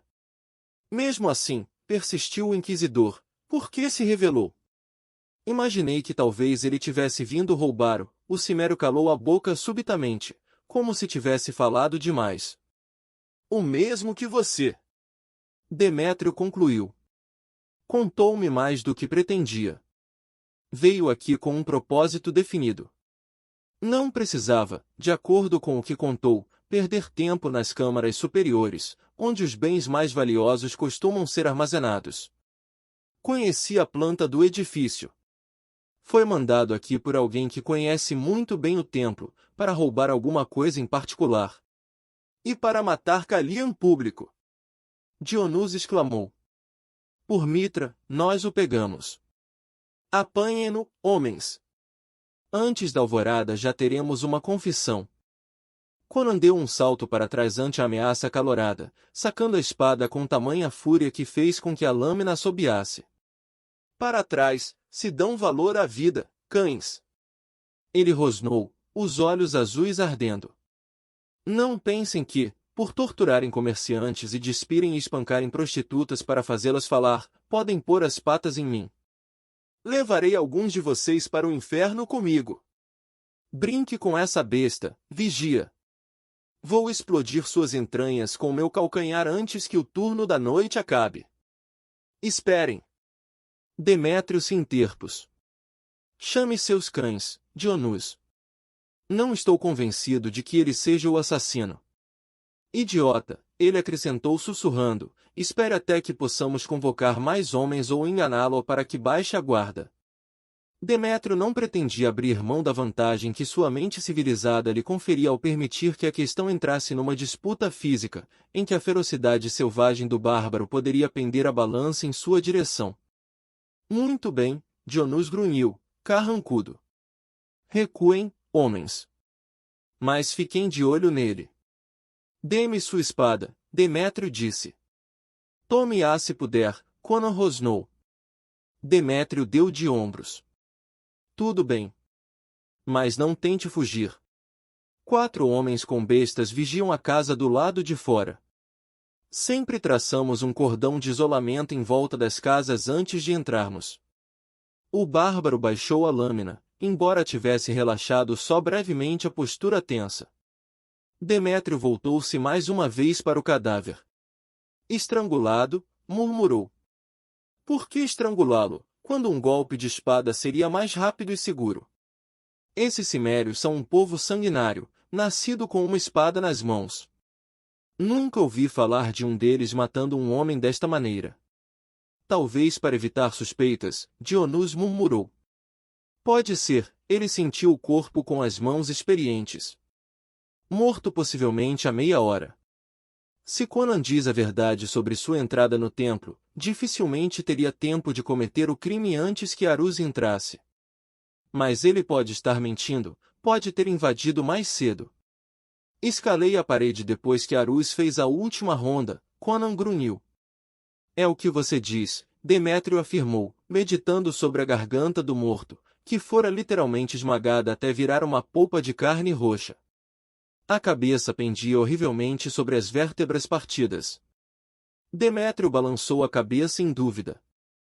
Por que um assassino usaria um cabo flexível aparentemente mais grosso que o braço de um homem?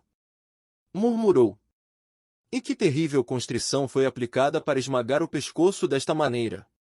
Levantou-se e caminhou na direção da porta mais próxima que dava para o corredor.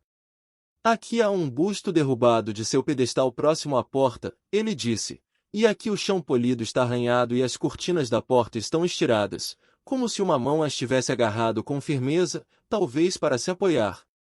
Público deve ter sido atacado naquele cômodo. Talvez tenha escapado do atacante ou arrastado o sujeito consigo durante a fuga. Seja como for, ele correu cambaleando para fora do corredor, o assassino seguiu e terminou o serviço. Se este ignorante não é o assassino, então onde ele está? O chefe da polícia exigiu saber. Ainda não isentei o Cimério da culpa, retorquiu o inquisidor. Mas vamos investigar aquele cômodo. Ele parou de falar e deu um giro, escutando. Da rua havia soado um súbito chacoalhar das rodas de uma carruagem que se aproximara rapidamente, a seguir, parara de modo abrupto. Dionus! O inquisidor exclamou. Mande 2 homens encontrar essa carruagem e traga o condutor aqui. Pelo som, disse Dionus, que era familiarizado com todos os barulhos das ruas, eu diria que ela parou diante da casa de Promero, do outro lado da loja do vendedor de seda. Quem é Promero? Demétrio perguntou. O escrivão-chefe de Calian Público.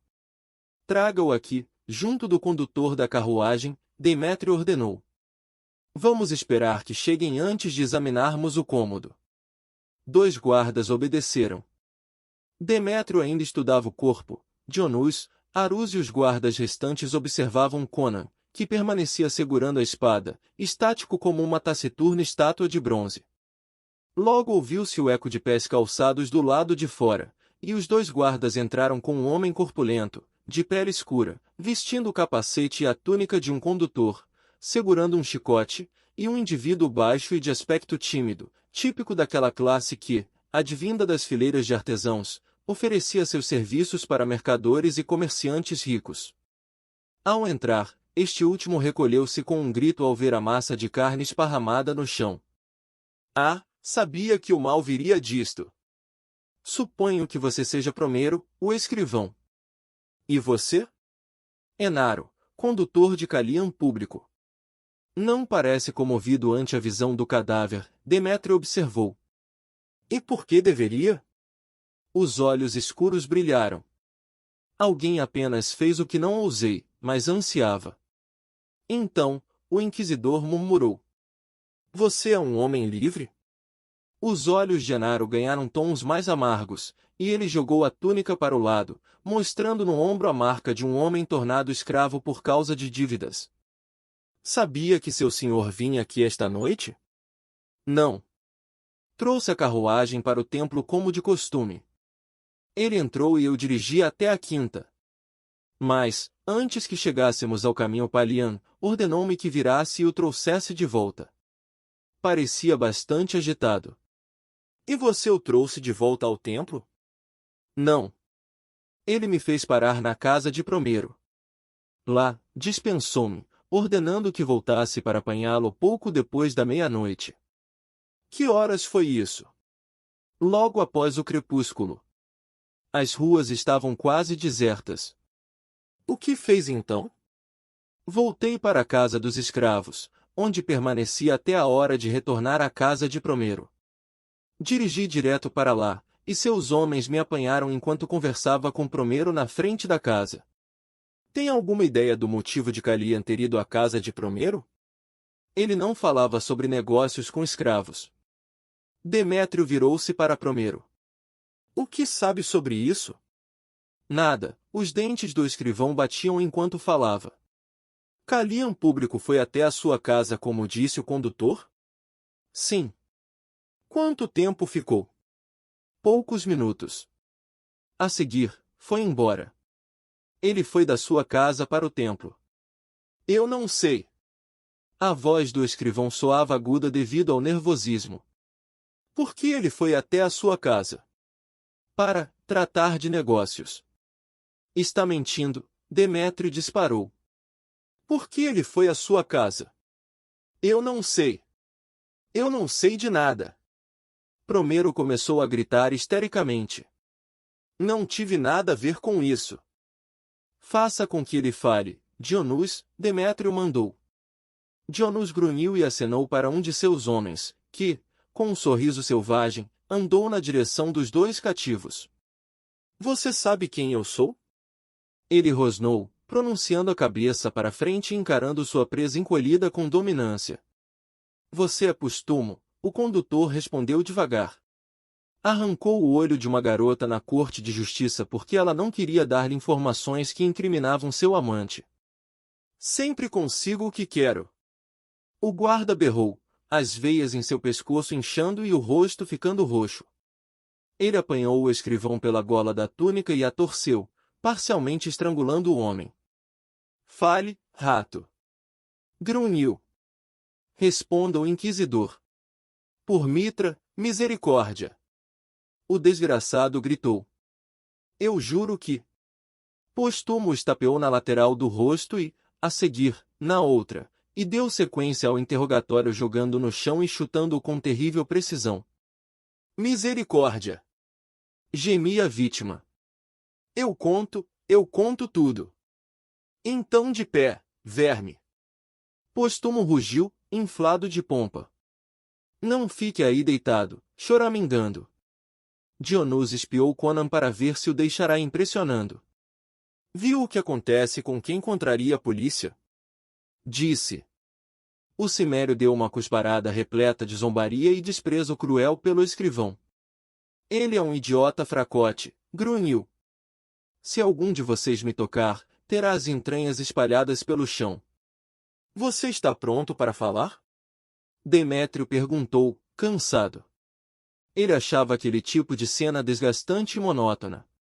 Tudo o que sei, o escrivão soluçou, levantando-se e choramingando como um cachorro surrado, é que Calian foi até a minha casa pouco depois de minha chegada. Tinha saído do templo na mesma hora que ele. O homem dispensou a carruagem e ameaçou me despedir se eu contasse alguma coisa. Sou uma pessoa pobre, não tenho amigos ou patronos. Sem minha posição junto a ele, passaria fome. E o que tenho eu com isso? Demétrio indagou. Quanto tempo ele ficou na sua casa? Talvez por volta de meia hora antes da meia-noite. Então foi embora, dizendo que vinha para o templo e voltaria depois de fazer o que precisava. E o que ele ia fazer? Promero hesitou em revelar os segredos de seu temido patrão, mas uma olhada trêmula para Postumo, que sorria de forma maligna enquanto cerrava o punho enorme, o fez abrir a boca rapidamente. Havia alguma coisa no templo que ele queria examinar. Por que ele viria aqui sozinho e de forma tão secreta? Por que não era propriedade dele? Chegou em uma caravana, vinda do sul, ao amanhecer. Os homens do comboio nada sabiam sobre ela, exceto que lhes fora confiada pelos condutores de uma caravana vinda da Estigia e que deveria ser entregue a Calantes, de Anumar, sacerdote de Ibis. O mestre da caravana fora pago por outros homens para entregá-la diretamente a Calantes, mas, sendo um patife por natureza, queria ir direto para Aquilonia, que fica fora do caminho para Anumar. Então, perguntou se poderia deixar o objeto no templo até que Calantes o mandasse buscar. Calian concordou e disse ao homem que enviaria um mensageiro para Calantes. Mas, depois que os homens se foram e eu já tinha falado com o mensageiro, Calian proibiu-me de enviá-lo. Ele sentou-se meditativo diante do que os homens tinham deixado. E o que era? Um tipo de sarcófago, igual aos encontrados nas antigas tumbas da Estigia, mas era redondo, como uma panela de metal tampada. Sua composição parecia ser de cobre, porém mais rígida, gravada com hieróglifos parecidos com aqueles encontrados em velhos menires no sul da Estigia. A tampa estava presa ao corpo por anéis de cobre. O que havia dentro? Os homens da caravana não sabiam. Só disseram que o sujeito que lhes entregará afirmou ser uma relíquia inestimável, encontrada entre as tumbas muito abaixo das pirâmides, enviada para Calantes por causa do amor que o remetente tinha pelo sacerdote de Ibis. Kalian público acreditava que o objeto continha o diadema dos reis gigantes, do povo que vivia naquela terra sombria antes da chegada dos ancestrais dos Stygios.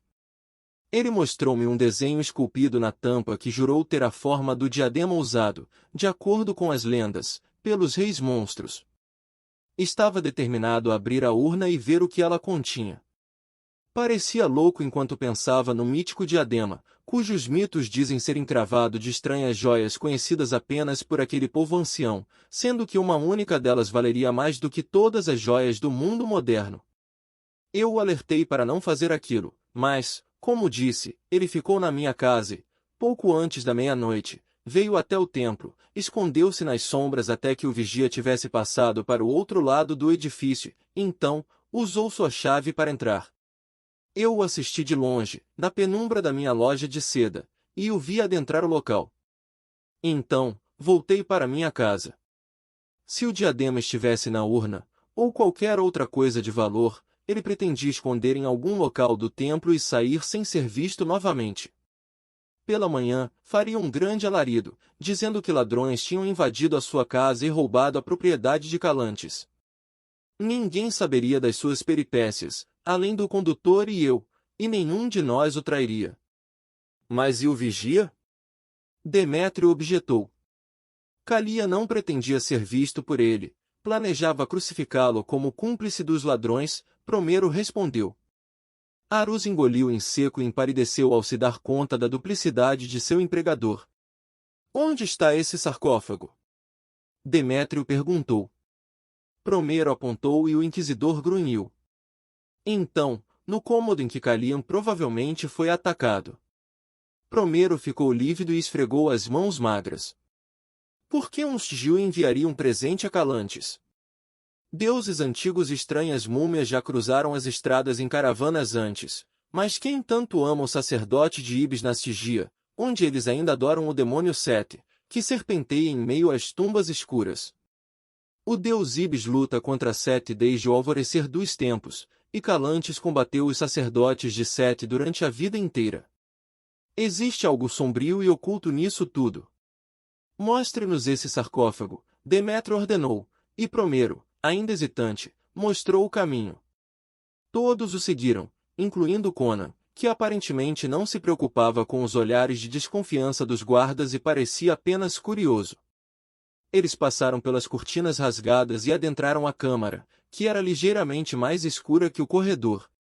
Portas de ambos os lados a conectavam a outros cômodos e as paredes eram enfeitadas por fantásticas imagens, deuses de terras estranhas e povos distantes. Promero deu um grito agudo. Olhe! A urna! Está aberta, e vazia. No centro do cômodo havia uma estranha calota esférica preta, de quase 1,20 m de altura, e talvez 90 centímetros de diâmetro na circunferência mais larga, situada na metade da distância entre o topo e a base. A pesada tampa esculpida estava no chão e, ao lado dela, um martelo e um cinzel.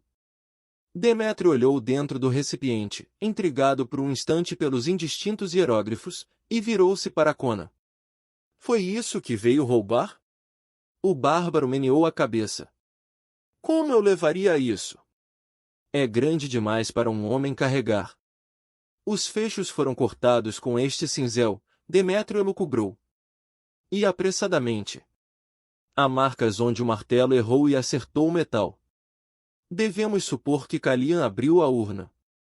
Alguém estava escondido nas proximidades, possivelmente atrás das cortinas penduradas diante da entrada. Quando Kalian abriu a urna, o assassino saltou sobre ele, ou talvez tenha matado Kalian e aberto o sarcófago sozinho. Isto é uma coisa sinistra, estremeceu o escrivão. É antiga demais para ser sagrada. Quem já viu metal como este no mundo são? Parece menos destrutível do que aço aquiloniano, mas veja como está corroído e carcomido em certos pontos. Veja os pedaços de molde preto aderindo aos sulcos dos hieróglifos, eles cheiram igual a terra cheira bem abaixo da superfície. E vejam, aqui, na tampa. O escrivão apontou com seu dedo trêmulo. O que me dizem disto? Demétrio inclinou-se para examinar a imagem esculpida mais de perto. Diria que representa algum tipo de coroa, ele grunhiu. Não! Promero exclamou. Eu avisei Calian, mas ele não acreditou em mim. É uma serpente escamosa enrolada, com a cauda enfiada dentro da boca. É o símbolo de Sete, a velha serpente, o deus dos Stygios. Esta urna é antiga demais para o mundo dos humanos. É uma relíquia dos tempos em que Sete caminhava pela terra na forma de homem. O povo que descende de seus longos costumava se desfazer dos ossos de seus reis invólucros como este. E vai nos dizer que esses ossos se desfazendo em pó ergueram-se, estrangularam Calian público e foram embora? Demétrio questionou. Nenhum homem foi deitado nesta urna para descansar, o escrivão sussurrou, encarando com os olhos arregalados. Que humano poderia deitar-se nela? Demétrio praguejou aborrecido. Se Conan não é o assassino, ele retorquiu, o responsável ainda está em algum lugar do edifício. Dionus e Arus, permaneçam aqui comigo. E vocês, 3 prisioneiros, tratem de ficar também. O restante, vasculhe a área. O assassino só pode ter fugido se tiver saído antes de Arus encontrar o corpo, pelo caminho usado por Conan ao entrar. Porém, neste caso, o bárbaro teria visto, se está mesmo dizendo a verdade. Não vi ninguém além deste cão, Conan grunhiu, apontando para Arus. Claro que não, porque o assassino é você, Dionus disse. Estamos perdendo tempo, mas vamos vasculhar o edifício como uma mera formalidade. E, se não acharmos ninguém, prometo que você vai queimar. Lembre-se da lei, meu selvagem de cabelos negros. Vai para as minas por matar um plebeu, é enforcado por matar um comerciante, mas é queimado na fogueira por assassinar um homem de posses. A resposta de Conan foi um movimento malicioso dos lábios, expondo os dentes. Os homens iniciaram a busca, e quem ficou na câmara os escutava andando pelos andares de cima e de baixo, movendo objetos, abrindo portas e gritando uns para os outros das salas onde estavam. Sabe o que significa se não acharem ninguém, Conan? Demétrio perguntou. Eu não o matei, o cimério rosnou. Se ele tivesse tentado me deter, eu teria partido seu crânio ao meio. Mas a primeira vez em que o encontrei foi ao ver aquele cadáver. Sei que alguém o enviou aqui esta noite para roubar algo, disse o inquisidor. Pelo seu silêncio, incrimina-se neste assassinato também. É melhor que fale. O simples fato de estar aqui já basta para mandá-lo às minas por 10 anos, quer admita a culpa ou não. Mas, se contar toda a história, pode ser que se salve da fogueira. Bem, o bárbaro respondeu, contrariado. Vim aqui roubar um cálice de diamantes amoriano. Um homem deu-me uma planta do templo e me disse onde deveria procurá-lo. Está guardado naquela sala, Conan apontou, em um nicho debaixo de um deus semita de cobre. Ele disse a verdade, Promero confirmou. Achei que nem meia dúzia de homens no mundo conhecia o segredo daquele esconderijo. E, caso tivesse obtido, Demétrio perguntou, zombeteiro, realmente o teria levado ao homem que o contratou? Ou teria guardado para si? Os olhos ardentes tornaram a brilhar de ressentimento. Não sou nenhum cão, murmurou o bárbaro. Mantenho a minha palavra. Quem o mandou aqui? Demétrio exigiu, mas Conan guardou um taciturno silêncio. Os guardas começavam a retornar da busca. Não há nenhum homem escondido neste edifício, eles grunhiram. Nós varremos o lugar. Encontramos o alçapão no telhado por onde o bárbaro entrou, e a trava que ele cortou ao meio. Um homem que fugisse por essa rota teria sido visto pelos guardas que deixamos do lado de fora, a não ser que ele tivesse partido antes de chegarmos. Contudo, para alcançá-lo pelo lado de dentro, ele precisaria ter empilhado mesas ou cadeiras umas sobre as outras, o que não foi feito. Por que ele não poderia ter saído pela porta da frente pouco antes de Arus dar a volta na construção? Porque a porta estava fechada por dentro. E as únicas chaves que funcionariam na fechadura são a que pertence a Arus e a que permanece pendurada no pescoço de Calian público. Encontrei a corda que o assassino utilizou, um deles anunciou. Uma corda preta, mais grossa que o braço de um homem, e curiosamente manchada. Então onde está ela, idiota? Dionus perguntou. Na câmara adjunta a esta, o guarda respondeu, enrolada num pilar de mármore, onde sem dúvida o assassino achou que não seria vista. Não pude alcançá-la, mas só pode ser ela. Ele mostrou o caminho até um cômodo repleto de estátuas de mármore e apontou para uma coluna alta, uma dentre várias, que servia a um propósito mais ornamental, para acomodar as estátuas, do que utilitário. Contudo, o guarda estancou e ficou encarando. Sumiu. Ele gritou. Por que nunca esteve lá? Retorquiu Dionus. Por Mitra, ela estava. Jurou o guarda. Enrolada no pilar, logo acima daquelas folhas esculpidas. É tão escuro ali, próximo ao teto, que não pude discernir muitos detalhes, mas ela estava lá. Você está bêbado, Demétrio rugiu, dando as costas. Ali é alto demais para que qualquer homem alcance. Somente uma cobra conseguiria subir por um pilar liso como esse. Um cimério conseguiria, murmurou um dos homens. Talvez. Digamos que Conan tenha estrangulado Kalian, prendido a corda no pilar, cruzado o corredor e se escondido na sala das escadarias. Então, como foi que ele a removeu após você tê-la visto? Ele está conosco desde que Aruz encontrou o cadáver. Não, afirmo que Conan não é o assassino. Acredito que o verdadeiro responsável pela morte de Kalian queria o conteúdo da urna e agora mesmo está escondido em algum recanto secreto deste templo. Se não pudermos encontrá-lo, teremos de culpar o bárbaro para satisfazer a justiça. Mas, onde está Promero? Eles haviam retornado até o corpo silencioso no corredor. Dionus gritou de forma ameaçadora para Promero, que veio repentinamente do cômodo onde estava a urna vazia. Ele tremia e seu rosto estava lívido. O que foi agora, homem? Demétrio exclamou, irritado. Encontrei um símbolo no fundo da urna, Promero respondeu. Não é um hieróglifo antigo, mas um símbolo esculpido recentemente. A marca de Totoamon, o feiticeiro Stygiu, inimigo mortal de Calantes. Ele encontrou o objeto em alguma caverna sombria, debaixo das pirâmides assombradas. Os deuses do passado não morriam como os homens morrem, eles caíam em longos sonos, e seus adoradores os trancavam em sarcófagos, para que ninguém perturbasse seu descanso. Totoamon mandou a morte para Calantes. A ganância de Kalia o levou a liberar o horror, que ainda espreita em algum lugar próximo, neste mesmo instante pode estar rastejando entre nós. Deixe de besteiras, imbecil! Dionus rugiu furioso e golpeou com força a boca do homem. Dionus era um materialista, com pouca paciência para especulações bizarras. Bem, Demétrio, ele disse, voltando-se para o inquisidor, não vejo opção além de prender este bárbaro. Súbito, o cimério deu um grito e todos se viraram. Ele olhava na direção da porta do cômodo, que dava para a sala das estátuas. Vejam! Ele exclamou. Vi algo mover-se naquela sala, vi por entre as cortinas. Alguma coisa cruzou o chão como uma sombra densa e comprida. Bah!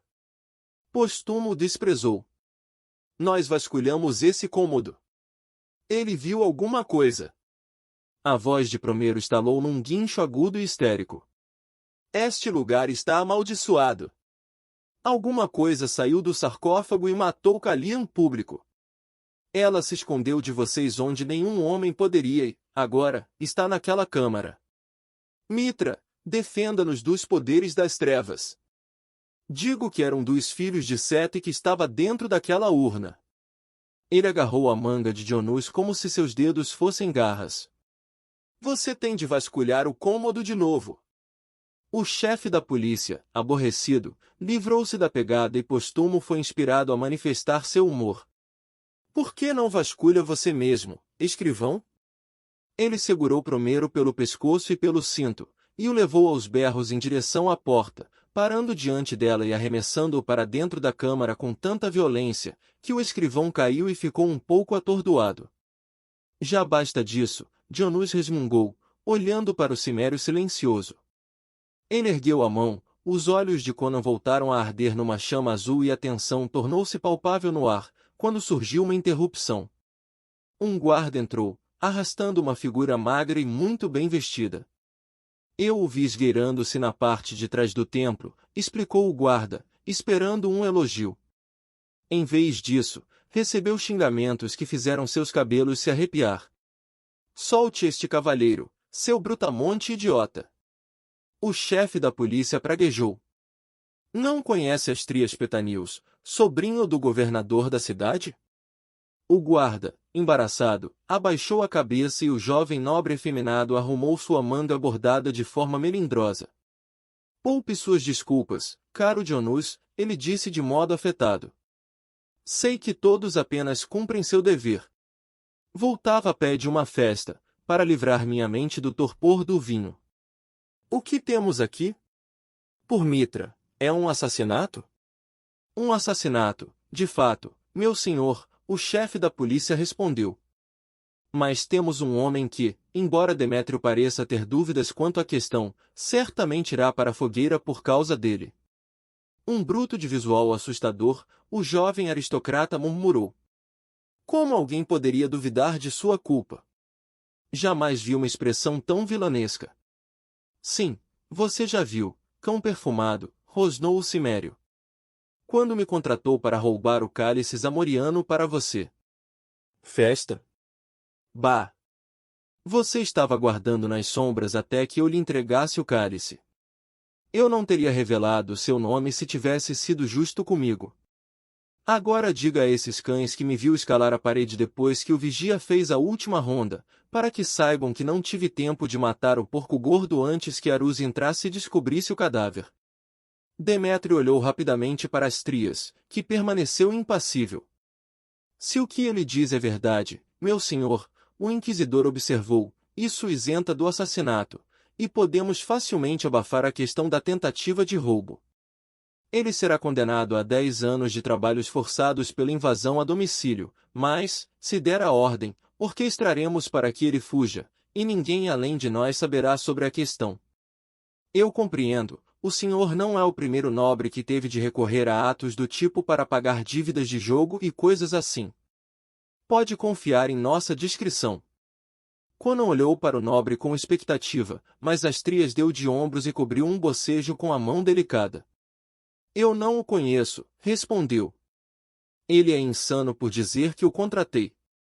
Que sofra sua penitência.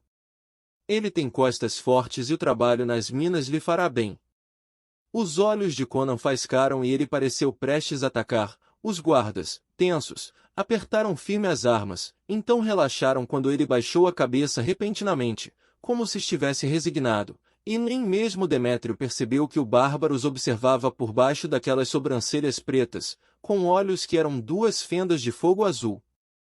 Ele atacou como o bote de uma cobra, sua espada brilhou à luz das velas. Astrias deu um grito e sua cabeça voou dos ombros num jato de sangue, as feições congeladas numa máscara branca de horror. Com agilidade felina, Conan virou-se e estocou ferozmente a virilha de Demétrio. Por instinto, o inquisidor recuou, mal defletindo a ponta, que afundou em sua coxa, raspou o osso e saiu pelo outro lado da perna. Demétrio caiu de joelhos com um grunhido, desalentado e nauseado pela agonia. Conan não havia parado.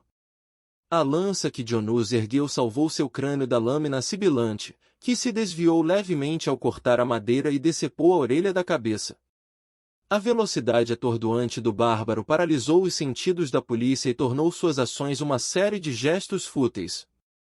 Pega de surpresa pela rapidez e ferocidade do bárbaro, metade dela teria caído antes que tivesse sequer a chance de lutar, exceto que Póstumo, mais por sorte do que por habilidade, envolveu o bárbaro num abraço de urso, prendendo o braço que manejava a espada. A mão esquerda do bárbaro, livre, acertou o crânio do guarda, e Póstumo caiu agonizando, apertando a órbita vazia e coberta de sangue na qual seu olho costumava ficar. Conan saltou para trás, desviando-se dos ataques e saindo do círculo de oponentes que o cercavam, o que o levou até Arus, que manejava de forma desajeitada sua besta. Um chute selvagem no estômago o derrubou, engasgado e nauseado, e os pés calçados de Conan esmagaram a boca do vigia, que berrou por entre os dentes quebrados, cuspindo uma espuma vermelha dos lábios mutilados. Então, todos congelaram ante um grito aterrorizado de abalar a alma, que veio da câmara onde Postumo jogará primeiro, e, atravessando a cortina de veludo pendurada à porta, o escrivão entrou cambaleante e parou, tremendo em meio a grandes soluços silenciosos, com lágrimas correndo pelo rosto e babas correndo pela boca aberta, como uma criancinha palermada chorando.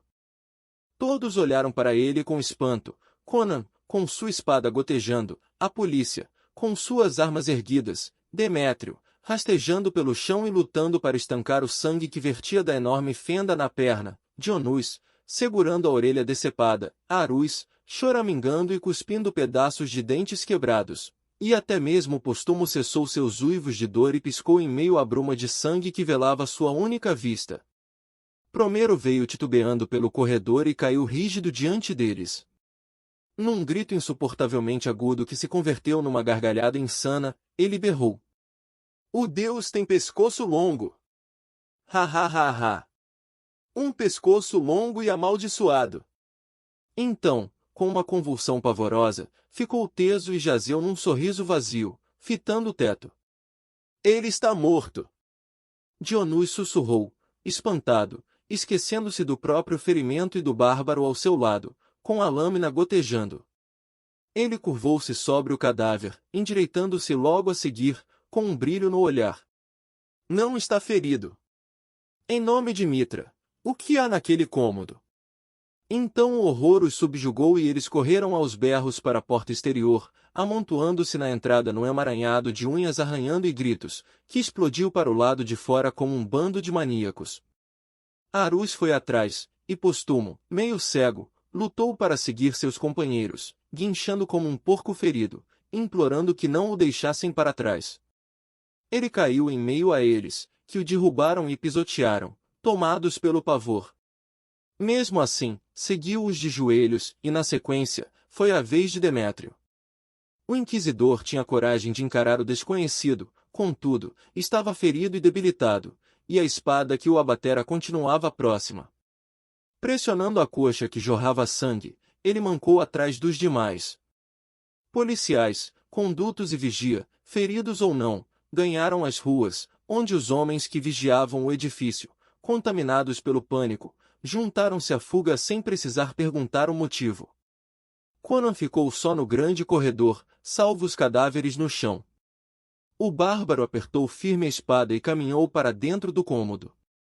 Havia tapeçarias caras penduradas, almofadas de seda e divãs se espalhavam em profusão descuidada e, por sobre um grande biombo dourado, um rosto encarava o cimério. Conan observou espantado a fria beleza clássica, a qual jamais vira entre os filhos dos homens. Nem fraqueza, misericórdia, crueldade, gentileza, nem qualquer outra emoção humana cruzava aquelas feições. Elas poderiam ser a máscara de mármore de um deus, esculpida pela mão de um mestre, exceto pela inequívoca vida que havia nela, uma vida gélida e estranha, do tipo que o cimério jamais vira nem podia compreender. Ele pensou fugazmente na perfeição do corpo marmóreo que o biombo ocultava, tinha de ser perfeito, ele imaginou, uma vez que o rosto era belo além da capacidade humana. Mas só conseguia ver o rosto divinal, a cabeça tão belamente moldada, que oscilava curiosamente de um lado para o outro. Os lábios se abriram e proferiram uma única palavra num tom rico e vibrante, que soou como os carrilhões dourados nos templos perdidos entre as selvas de Kitai. Era uma língua desconhecida, esquecida antes que os reinos dos homens se erguessem, mas Conan sabia o que ela queria dizer: "Venha!" E o cimério foi, com um salto desesperado e um golpe assobiante da espada. A linda cabeça rolou da parte superior do biombo junto a um jato de sangue negro e caiu aos seus pés, que recuaram, temendo tocá-la. Então, sua pele se arrepiou quando o biombo foi balançado e sacudido pelas convulsões de algo que havia atrás dele. Conan escutara e vira homens morrerem aos montes, mas nunca testemunharam um ser humano produzir aqueles estertores. Houve uma pancada e o som de algo se debatendo, como se uma grande corda estivesse sendo violentamente usada como açoite. Enfim, os movimentos cessaram e Conan olhou com cautela atrás do biombo. O mais completo horror se apossou do cimério, que fugiu e não parou de correr até que os pináculos da Numária desaparecessem na alvorada que surgia às suas costas. O conceito de Sete era como um pesadelo, e seus filhos, que outrora governaram a terra, agora dormiam em cavernas escuras, debaixo das pirâmides. Atrás daquele biombo dourado, não havia um corpo humano, apenas a cintilante figura encaracolada e sem cabeça de uma gigantesca serpente. Fim da leitura. Espero que tenham gostado. Não hesite em deixar suas sugestões de livros nos comentários. Apoie nosso trabalho se inscrevendo no canal. Ative as notificações. Deixe seu like. Compartilhe.